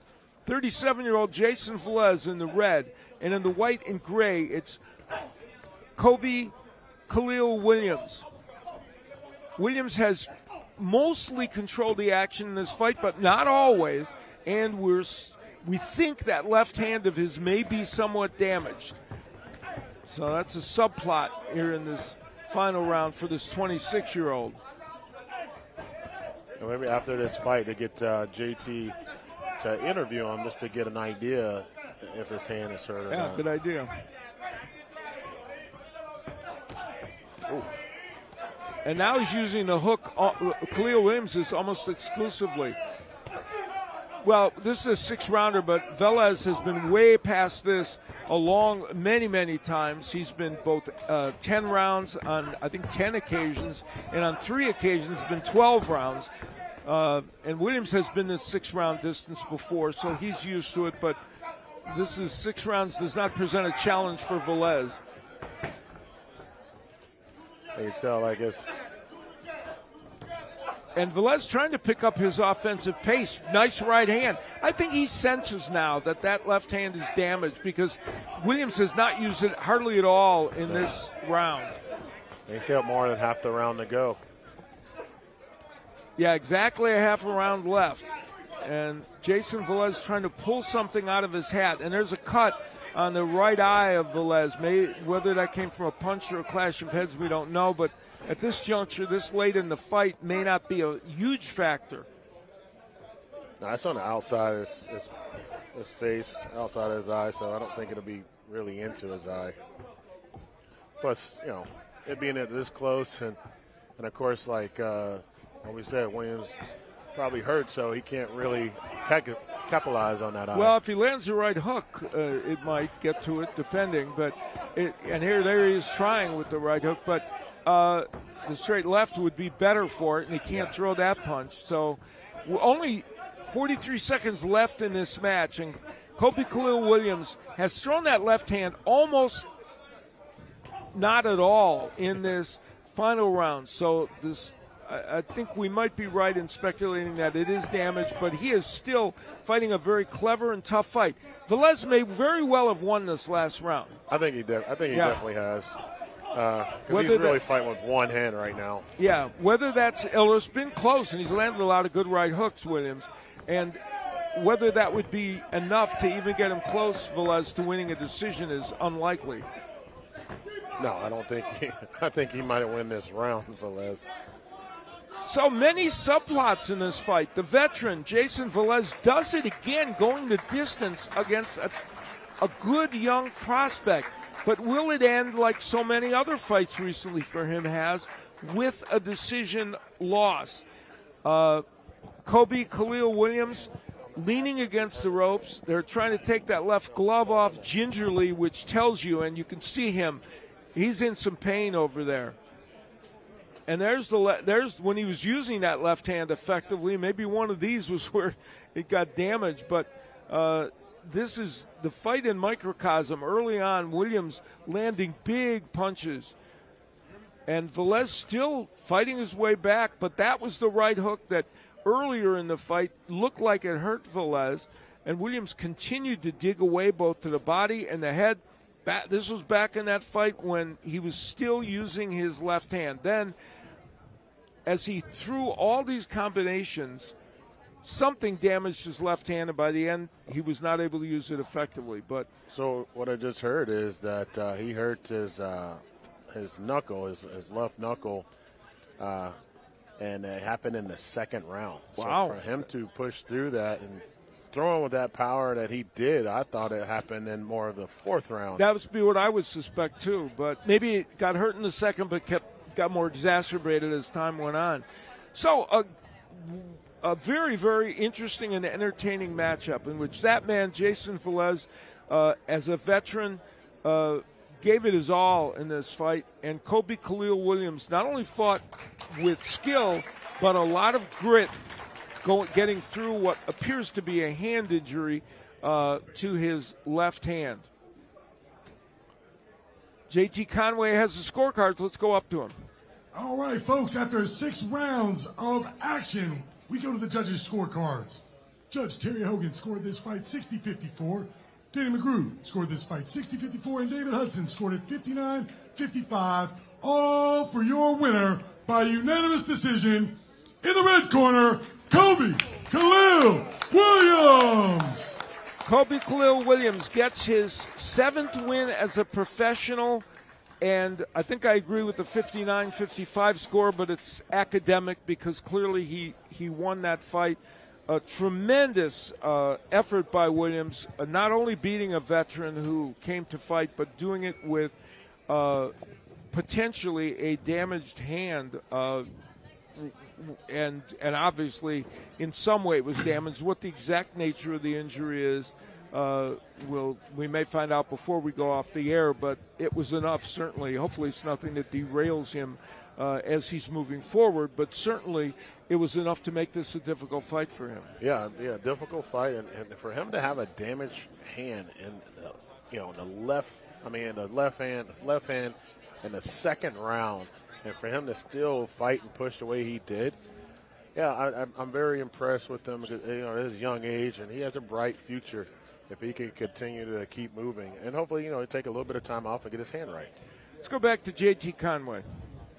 All right, folks, we got 4 down, 4 to go. But before we get to the last half, let's get it to my man, Robbie Cockrell. Yeah, baby. Go ahead, Wish.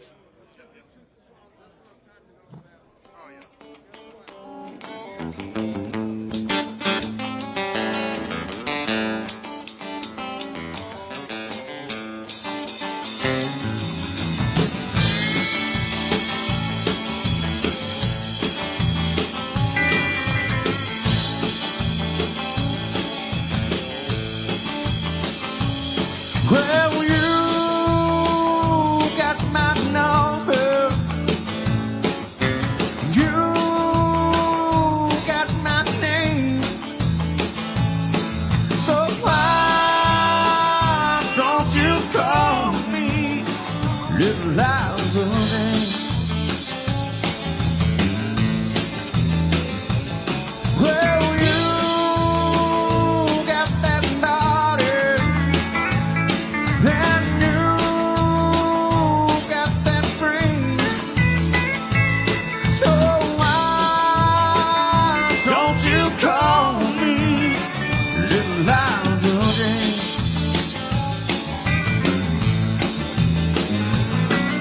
Well, girl, I got it bad for you. There ain't nothing I won't do. Just one kiss and I'll never be the same. Little lies of dream. Oh, little lies of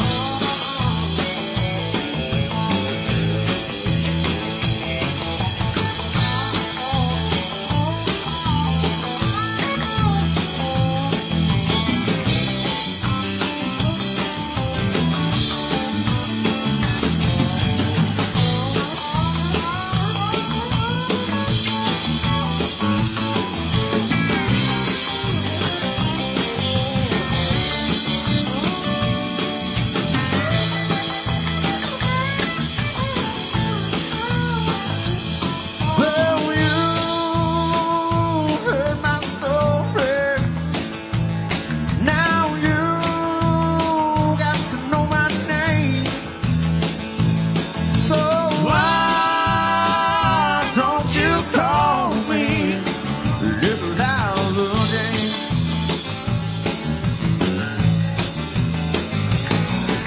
Well, girl, I got it bad for you, and there ain't nothing I won't do. Just one kiss and I'll never be the same. Little lies of dream. Oh, play that steel over there a little bit.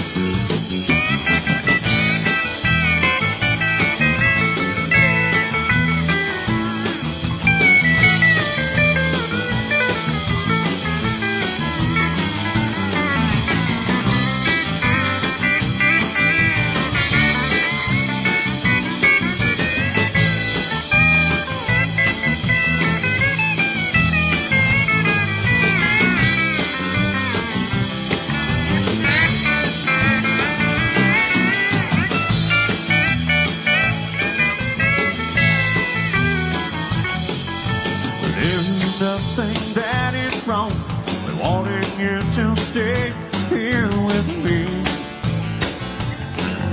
I know you got somewhere to go, but won't you make yourself at home and stay with me? And don't you ever leave. Lay down sad, come rest here in my arms. Don't you think you want someone to talk to? Lay down, Sally. There's no need to leave so soon. I've been trying all night long just to talk to you. Sun ain't nearly on the rise. We still got the moon and stars above. Underneath the velvet skies, love is all that matters. Won't you stay with me? And don't you ever leave. Lay down, Sally. Come rest here in my arms. Don't you think you want someone to talk to? Lay down, Sally. There's no need to leave so soon. I've been trying all night long just to talk to you.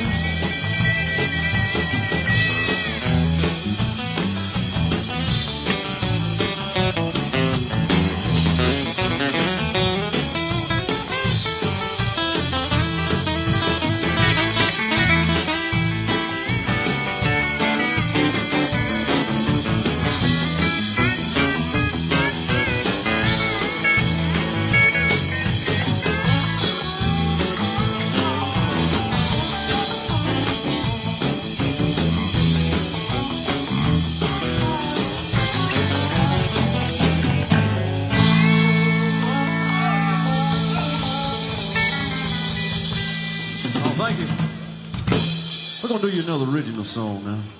A song I wrote called Cheating Side of Town.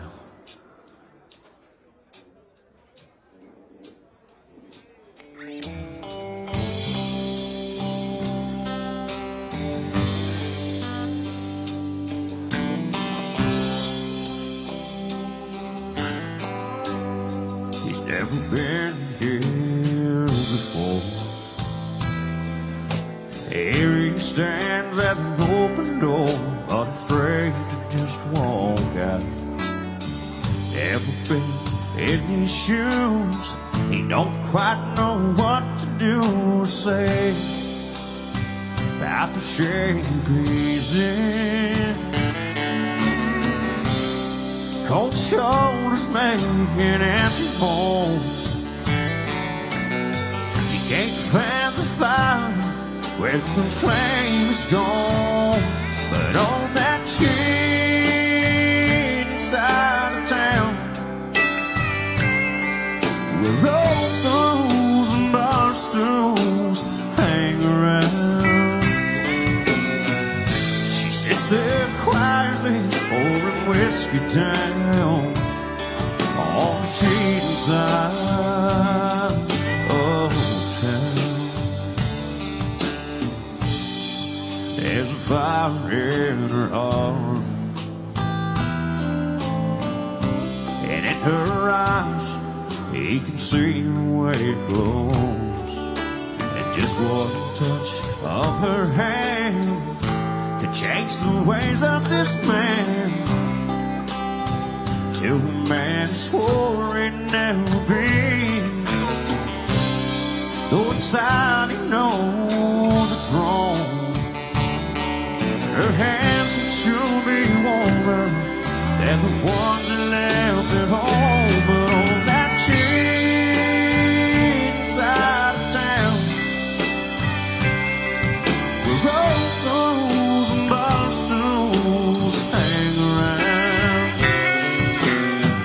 they'll sit there quietly pouring whiskey down on the cheating side of town. About the time he thinks that he's too far gone, an old memory in his heart makes him want to go back home and leave that cheating side of town, where road burns and bar stools hang around. Climb off his bar stool, set that whiskey down, and leave that cheating side of town, and leave that cheating side of town.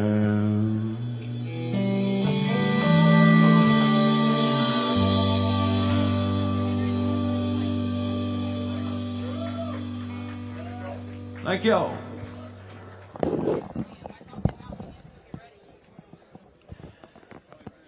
So we're about to get back to our boxing action, and action is the operative word. We had two excellent fights in a row. We now have Julius Daniel and D'Artagnan Ware battling it out, a couple of cruiserweights, and they are men who are at very similar and yet different points in their fighting career. Julius Daniel is 0-2 as a professional. He's a 39-year-old who came to the sport late. D'Artagnan Ware is also in his 30s, and he is in his pro debut. So they're similar, except that Daniel has some experience, and Ware is literally in his first fight ever. Amateur or professional.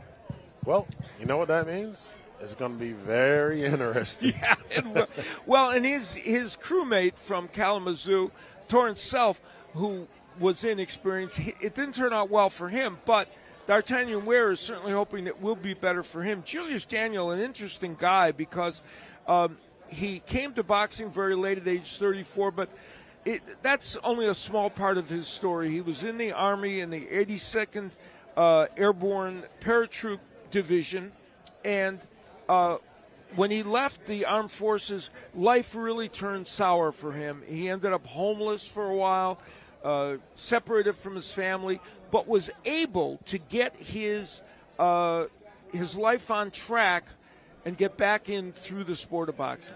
You know, and that's the thing that like boxing that it can do for you. You know, like because you're out here all alone. It's just you. There's nobody else that you can blame or anything like that. It's all about your skills, your passion, your want to. So it's good for him to turn to boxing. I know it hasn't been great as far as with an 0-2 record, but still for him just to get up and fight. Yeah. Because that is life. We got to get up and continue to keep fighting. And along the way, he also built a construction business that has turned his life into the right direction. So two men trying to see if they can make something special happen in boxing. And I don't know if we're ready yet to send things up to JT Conway. Yes, we are. Let's go to him. All right, folks, we are entering the second half of the evening. A great first half underway. Now, entering the ring in the blue corner from Kalamazoo, Michigan, D'Artagnan Ware.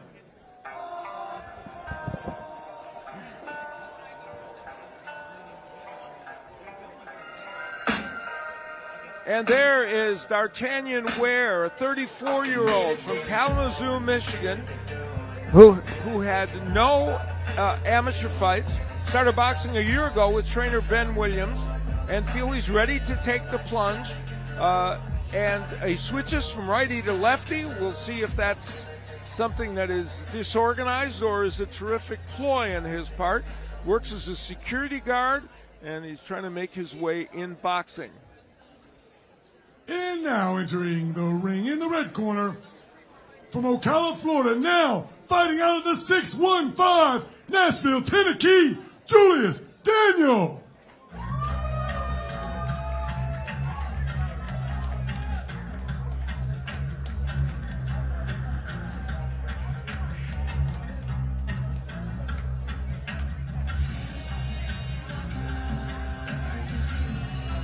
Julius Daniel, we've talked about his journey through life, how it has not been the easiest one, but he has persevered through it, and he is trying to make things happen at a later stage at age 39, and there is his 0-2 record, but he does have pro experience, which is not the case for Ware, and so a couple of 30-plus-year-olds will battle it out in this cruiserweight encounter. I was wondering, you think they'll have time now? I can go back to boxing, maybe? You might be. Albert, I'm going to manage you and make sure you do it. All right, folks, our next fight of the evening is scheduled for 4 rounds in the cruiserweight division, presented to you by Jimmy Adams Promotions. Introducing first, fighting out of the blue corner, he weighed in at 179.8 pounds, making his pro debut here at Country Box, fighting out of Kalamazoo, Michigan. Please welcome D'Artagnan Ware.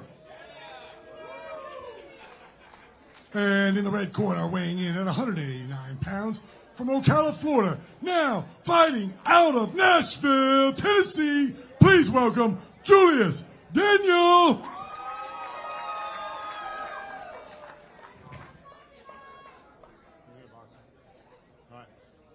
Y'all trunks looking good. Remember, protect yourselves at all times. Listen to my commands at all times. Any questions from anybody? Touch gloves. Come out swinging. Fight number 5. Here we go. Cruiserweight action between D'Artagnan Ware and Julius Daniel. A battle of southpaws, although Ware says he likes to switch back and forth between righty or lefty. So the first minute of actual boxing action for D'Artagnan Ware that he has ever faced. Let's see how this works. And he's coming forward. He has a good stalking type presence. What he's Daniel boxing and Ware ripping the right hand and a couple of a combination to the body. The 34-year-old Ware is coming out aggressively in any case.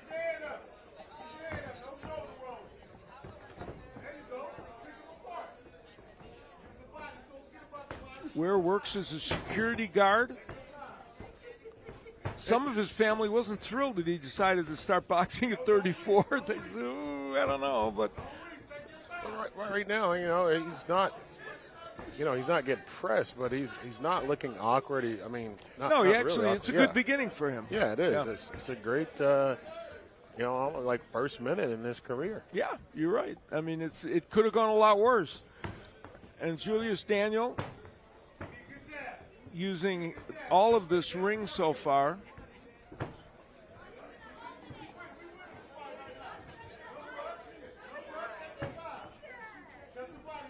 Daniel's last fight, he was stopped in round 1 by Kane Thompson Jr. His first fight, he lost a decision. A good little, looping shot by Ware. We're halfway through round number 1. Daniel trying to use the jab effectively and a big overhand left that doesn't get there. And Ware hurts Daniel with a straight left hand. So Julius Daniel in trouble. And D'Artagnan Ware making the most of the first round of boxing he has ever had. As I hope he's punched himself out a little bit. That's why he's a little tired and he retreats. Little bit fatigued right now. Well, there's 46 seconds left in this round. Let's see if Daniel can capitalize. Boy, Ware just looks super tired after those combinations. That's the one thing is like he's starting out. You're thinking it's a knockout. Daniel's having a hard time, though, capitalizing and really not moving his hands very much. So the big advantage that D'Artagnan Ware had in this first round may stick if Daniels can't get something going. And Ware just looks fatigued. He's got 5 seconds left.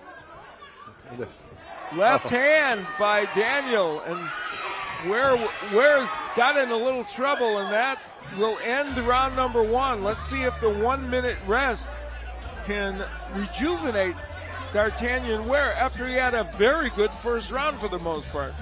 I don't know. You can tell he is super, super tired right now. Now, here's where he started to hurt Daniel. That straight left hand is what did it, and then he did land some great punches after.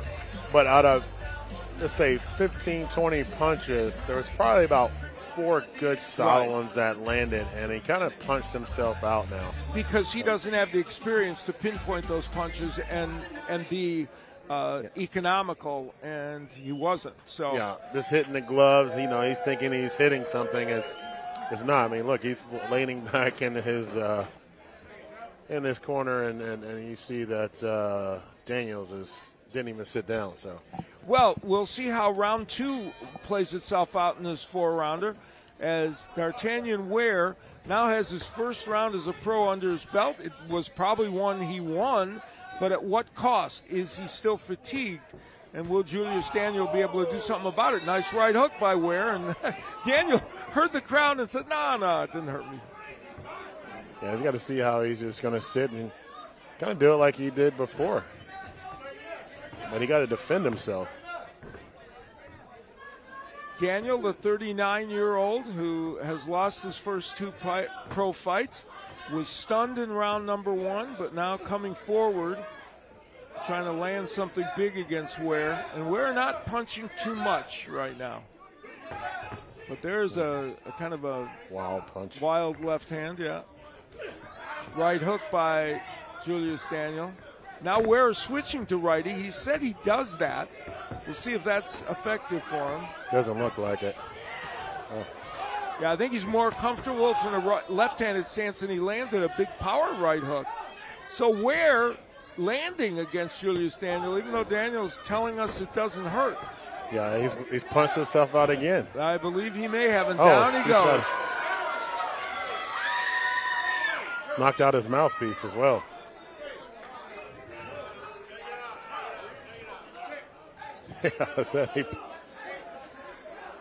I don't think D'Artagnan Ware can go on, and he does not. So, an intriguing and kind of entertaining fight in which we saw a couple of inexperienced fighters demonstrating how boxing can be interesting even when it's not done perfectly. And there was the left hand from Daniel, that started Ware into trouble. And then he was nailed as he was sitting on the ropes, and that was the coup de grace. So, Julius Daniel gets his first win as a professional, this 39-year-old who has dreamed of being a boxer and doing well, is doing great in his construction business. He's doing all kinds of great work, and he said the jobs are just flowing in Ocala, Florida, but he still wants to live out this boxing dream, and whatever else happens to Julius Daniel, Albert Hainsworth, he got to win. He got to win. And he can go back to his crew and just like, hey, I knocked him out in the second round, so y'all better get to work. He said they're working on a giant bookcase that he's going to go back to Florida, and they're going to start in like 2 days. So he's going to be very happy plying his craft after he gets this win. Yes, he is. So, a cruiserweight win for Julius Daniel. For D'Artagnan Ware, he acquitted himself well in the first round, and then just fatigue got the better of him, and this 34-year-old does not get a win in his first pro effort. Whether he'll continue in boxing, we'll see, but he did show some power. He showed some good power. He just... the awkwardness, kind of the swinging from the back, foot and the stuff. Like, well, kind of worked in his favor a little, but then against him at the same time. Yeah, it tired him out. I mean, actually, you can see like a little bit of blood on Daniels' lip a little bit, which is maybe he landed something, or maybe Daniels might have bit his lip. Well, Ware did land some shots for sure. So, but in any case, it was a knockout victory for Julius Daniel, or maybe a TKO because he got up. But Julius Daniel gets his first win as a professional. We're going to get the official announcement here in just a moment or two from JT Conway as we move along this evening. And let's go up to JT right now.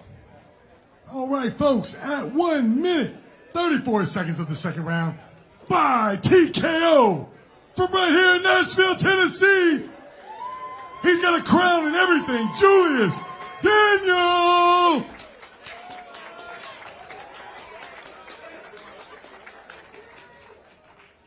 So Julius Daniel gets a win, and his first win as a professional in a fight that in which he faced a less experienced opponent, which is not always the case with him. And he gets a cruiserweight win. Now, coming up, yet another pro debut with Gregory Lee from Orangeburg, South Carolina, a 30-year-old coming into the pro ranks with more experience, we'll explain. Jordi Suarez Gonzalez, who is 2-0, a fighter from who came into this fight living here in Nashville, and we're set to go. Let's go to JT Conway. All right, folks, we are rolling right along. We're at fight number 6. Now, entering the ring in the blue corner from Orangeburg, South Carolina, Gregory Brooks Kid Lee.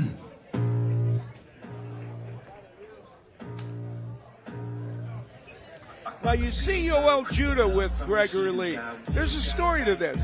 Judah does not train Gregory Lee. He's trained by Monty Barrett, the former heavyweight contender in South Carolina. But Monty couldn't come today, and they needed someone to work with Gregory Lee in this corner.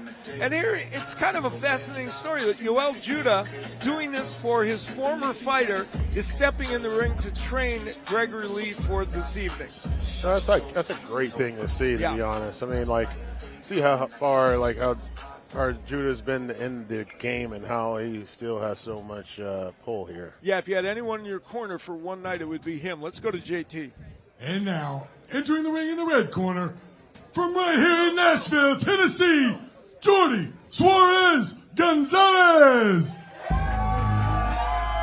Well, you hear some of the cheers for Jordi Suarez Gonzalez, who is in his third straight country box fight. This Nashville resident KO'd, got a KO victory in the first round in his last fight. You see the age difference of 30-year-old Gregory Lee making his pro debut, and it's 19-year-old Jordi Suarez Gonzalez taking him on. And he's got a big height advantage, Jordi Suarez Gonzalez. Let's go to JT. Ladies and gentlemen, our next fight of the evening is scheduled for 4 rounds in the super featherweight division, presented to you by Jimmy Adams Promotions. Introducing first, fighting out of the blue corner, he weighed in at 133 pounds, making his pro debut right here at Country Box, fighting out of Orangeburg, South Carolina. Please welcome Gregory Bronx Kid Lee.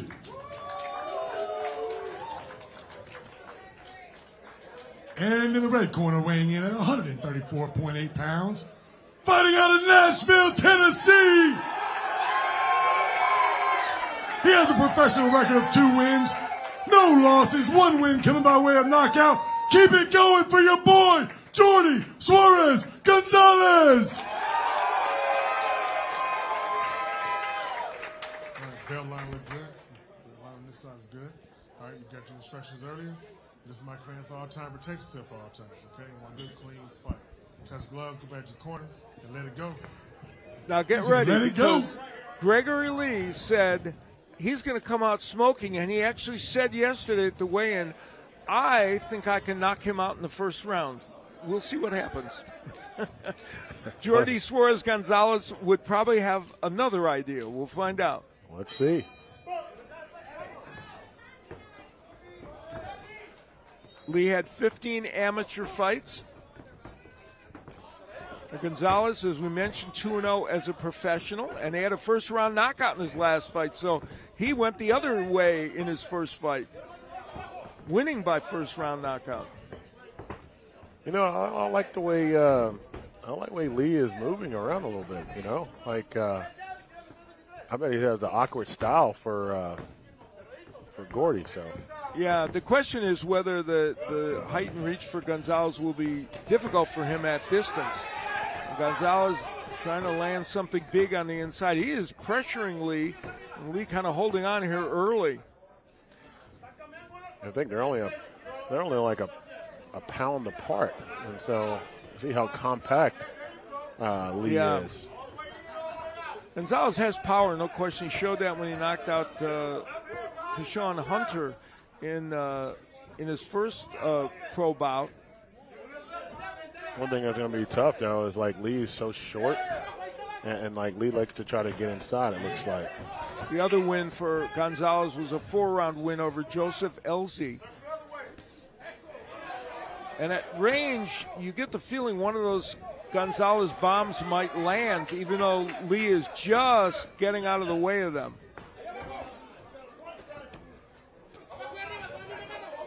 This is going to be a good little test for him. A shorter opponent, a little quick one. You know, one that's not going to let him sit here and extend his arms on him. Use his reach advantage. Well, hopefully, right now. Yeah, well, Lee is at range for that, but he's just done a pretty good job of slipping some of those punches, and some are very wide, as Gonzalez just threw. Minute left to go here in round number 1 of the scheduled 4-rounder, and it is fascinating how many punches Gonzalez has missed in this first round, even though he's landed more, certainly, than Lee. Yeah, Lee maybe will make him tired by. That was a great. Yeah, when you miss punches, it does take a toll on you. But Lee has not done much offensively. He said he was going to come out smoking offensively. Has not. He's been on the perimeter trying to kind of slip punches. Left hook by Gonzalez, and now Gonzalez is starting to find the range for some of these shots.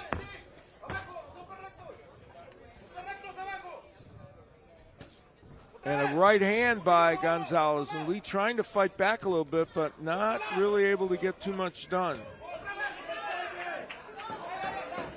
Yeah, Gonzalez got some very long arms. Boy, does he ever at this weight class. And nice right hand gets in, but a counter left hand by Lee. So for Gregory Lee, who works as a mobile mechanic, he's going to try and fix some things in between round 1 and round 2. Well, I mean, he moved around pretty good. Let's see. You know, I mean, he didn't. I don't know. Like he didn't take a lot of punishment. Yeah, but most of the big punches were from Gonzalez in that first round. Yeah, I mean, he didn't do too much offensively either. So we'll see. Yeah, he's gonna have to learn how. I mean, I don't know. He's tired, but like he didn't throw, like you said, many punches. So now he's got to switch on the. He's got to kind of switch on the offense. Yeah, if he can, we'll see. But good just for his debut, though. It's a good thing to see. Get out of the first round, you know.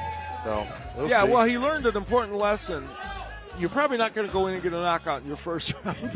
that was what he thought it was going to happen. So maybe now he'll settle in and be able to get some things done. But he was very excited today about his pro debut. So we'll see how he does here in this round. And for Jordi Suarez Gonzalez, now they're both on the inside winging. So Lee is certainly more offensive-minded, that's for sure. Let's see if he can hurt Gonzalez with something. Whole different posture from Gregory Lee. And he's wailing away with that left hand, but Gonzalez still getting some of those punches in. And a left hook by Gonzalez. And another right hand. Gonzalez Lee might be done. He got caught with one of those extended punches from Gonzalez. And a hook again. The left hook has been the primary weapon for Gonzalez in this round, after landing mostly right hands in round 1. Lee holding on, and the 30-year-old in a little bit of trouble right now. Yeah, Lee's hurt. Oh. Dwayne Edwards, the referee. And Lee looks very discouraged at this moment. I think he's very tired. Now he is winging with left hands and hoping maybe one of those will catch Gonzalez, but a big uppercut by Gonzalez and a right. But he's on the outside of those punches, and that's where Gonzalez is going to hurt him. Most of this fight he's been in that range, and Gonzalez is, when he's landed, they've been impressive. Halfway through this second round, and it has been a nightmare round for Gregory Lee. And Jordi Gonzalez making his many fans here in this room very happy right now. Yeah, I'll tell you, Lee is a little slippery, though. Well, he slipped some punches for sure during the course of this fight, but he has taken a lot of big shots and has not been able to land something significant. There's a big right hand by Gonzalez. Again, Lee backed up against the ropes. Under a minute left to go. Yeah, he's done. And down goes Lee, and Dwayne Edwards is calling the fight, interestingly. Lee with a quizzical look on his face, but he was certainly in trouble. And Edwards feeling that he had seen enough. And so Gregory Lee at age 30 doesn't quite have the ending he wanted in his first pro fight. And we look back and see Gonzalez using that uppercut on the inside and the right hand. Lee, that was early in the round when Lee was really still kind of be offensive. But then this is the ending sequence that was just too much for him. And, and it was like, I wouldn't say Lee was necessarily hurt. I think he was more tired. And then I don't think he could really defend himself much more. So that's probably why our ref called it a little early. I know it's not supposed to be, but right here, we normally have these young guys or, young guys starting in profession and like even little older guys starting their profession. So you don't want them to get hurt here. So I'd say it was a good call because I don't think he could have did anything different other than get a second win to be able to fight against Gonzalez. Well, I think some of the discouragement that Dwayne Edwards saw in Lee may have affected that as well. And in any case, Gonzalez gets his third win as a professional. And so the vocal fans that have been out here for him will be happy to cheer this this knockout win by him, or TKO win by Jordi Suarez Gonzalez, as he shows once again that he's got the power, as he scored a knockout in one of his 2 victories and gets yet another one here tonight.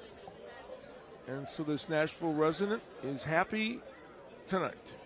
All right, ladies and gentlemen, at 2 minutes, 23 seconds of the second round, by referee stoppage, in the red corner, Jordi Suarez Gonzalez.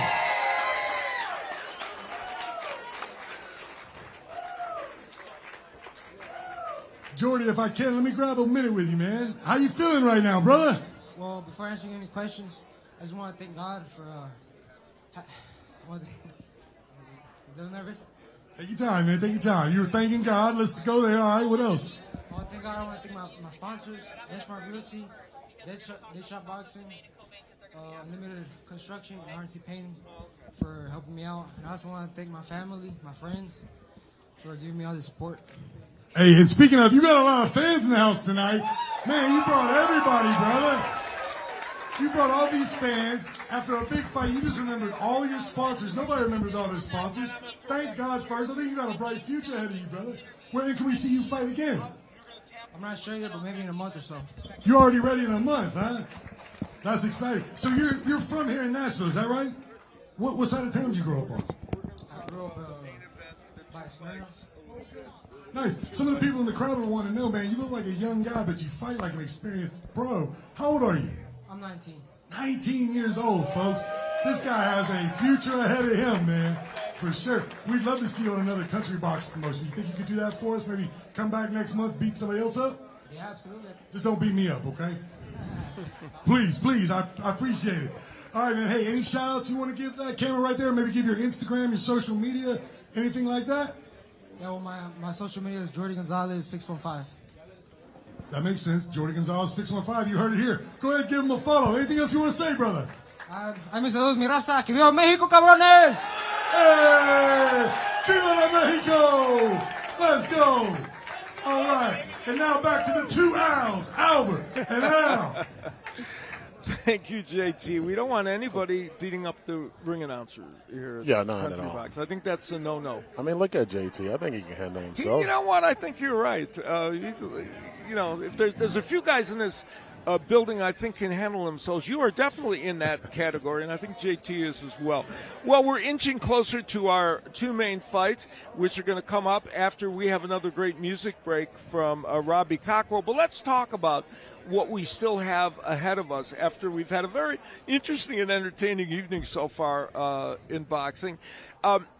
In the co-main, with Craig Parker, the cruiserweight who's undefeated at 20-0, taking on Carlo Minor, who is a lefty, a 7-7 fighter, but one who has faced much better competition than Craig Parker has faced. Craig Parker, though, ranked in the top 20 by the WBA, and his nickname is Pressure. And boy, if there was ever a nickname that was appropriate, that's it.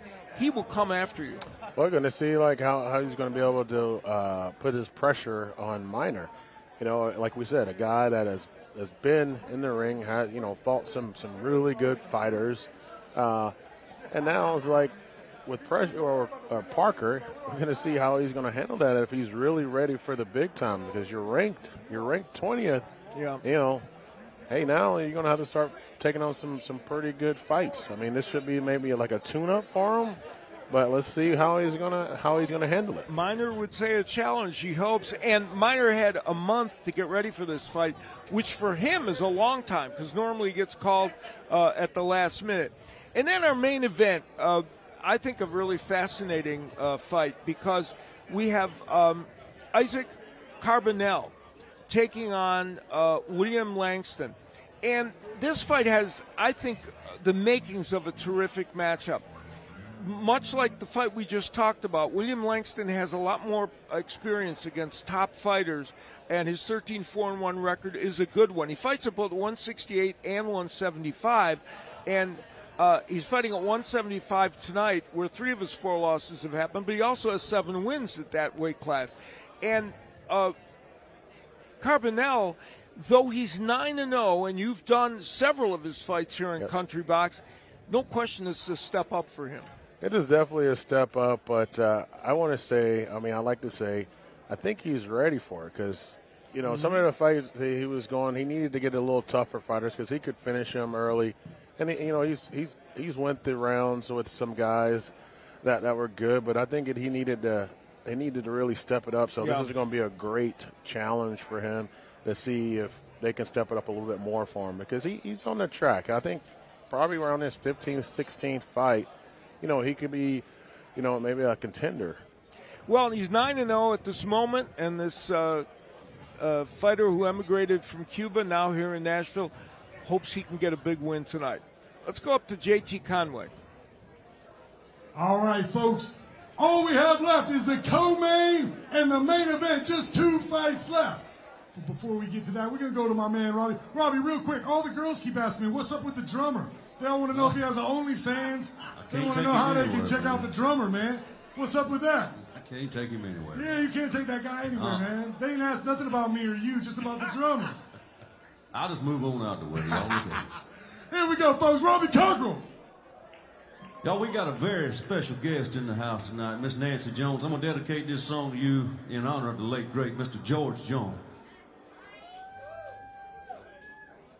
He said, I'll love you till I die. She told him you forget it time. As the years went so by, she's still praying for his smile. Kept a picture on his wall. When I was crazy, now then, he still loved her through it all, hoping she'd come back again. Kept some letters by his bed. Dated 1962. He had underlined and read everything I love you. I went to see him just today. Oh, but I didn't see no tears. All dressed up to go away. First time I'd seen him smiling. He stopped looking hard. They placed a wreath upon his door, and soon that carried him away. He stopped loving her today. Oh, you know, she came to see just one last time. Yeah, we all wondered if she would. And it kept running through my mind that this time he's over her for good. He stopped loving her again. They placed a wreath upon his door, and soon they carried him away. He stopped loving her today. Soon they'll carry him away.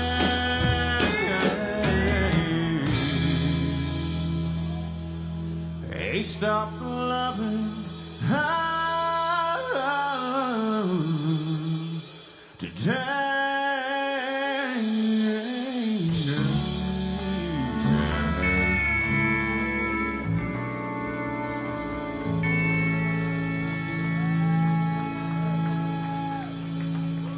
Sing it. We're going to pick it back up a little Merle Haggard tune. A little working man.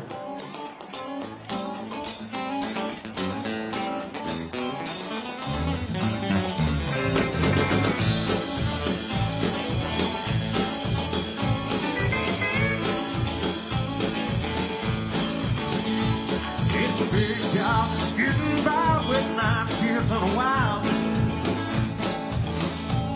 But I've been a working man, taking all my life. Keep on working. Long as my 2 hands will fit to use. I might drink a little bit of tap, then I'll drink a little bit of working man's blues. I gave my nose on crying on, work hard every day. I get a little tired of the weekend. After about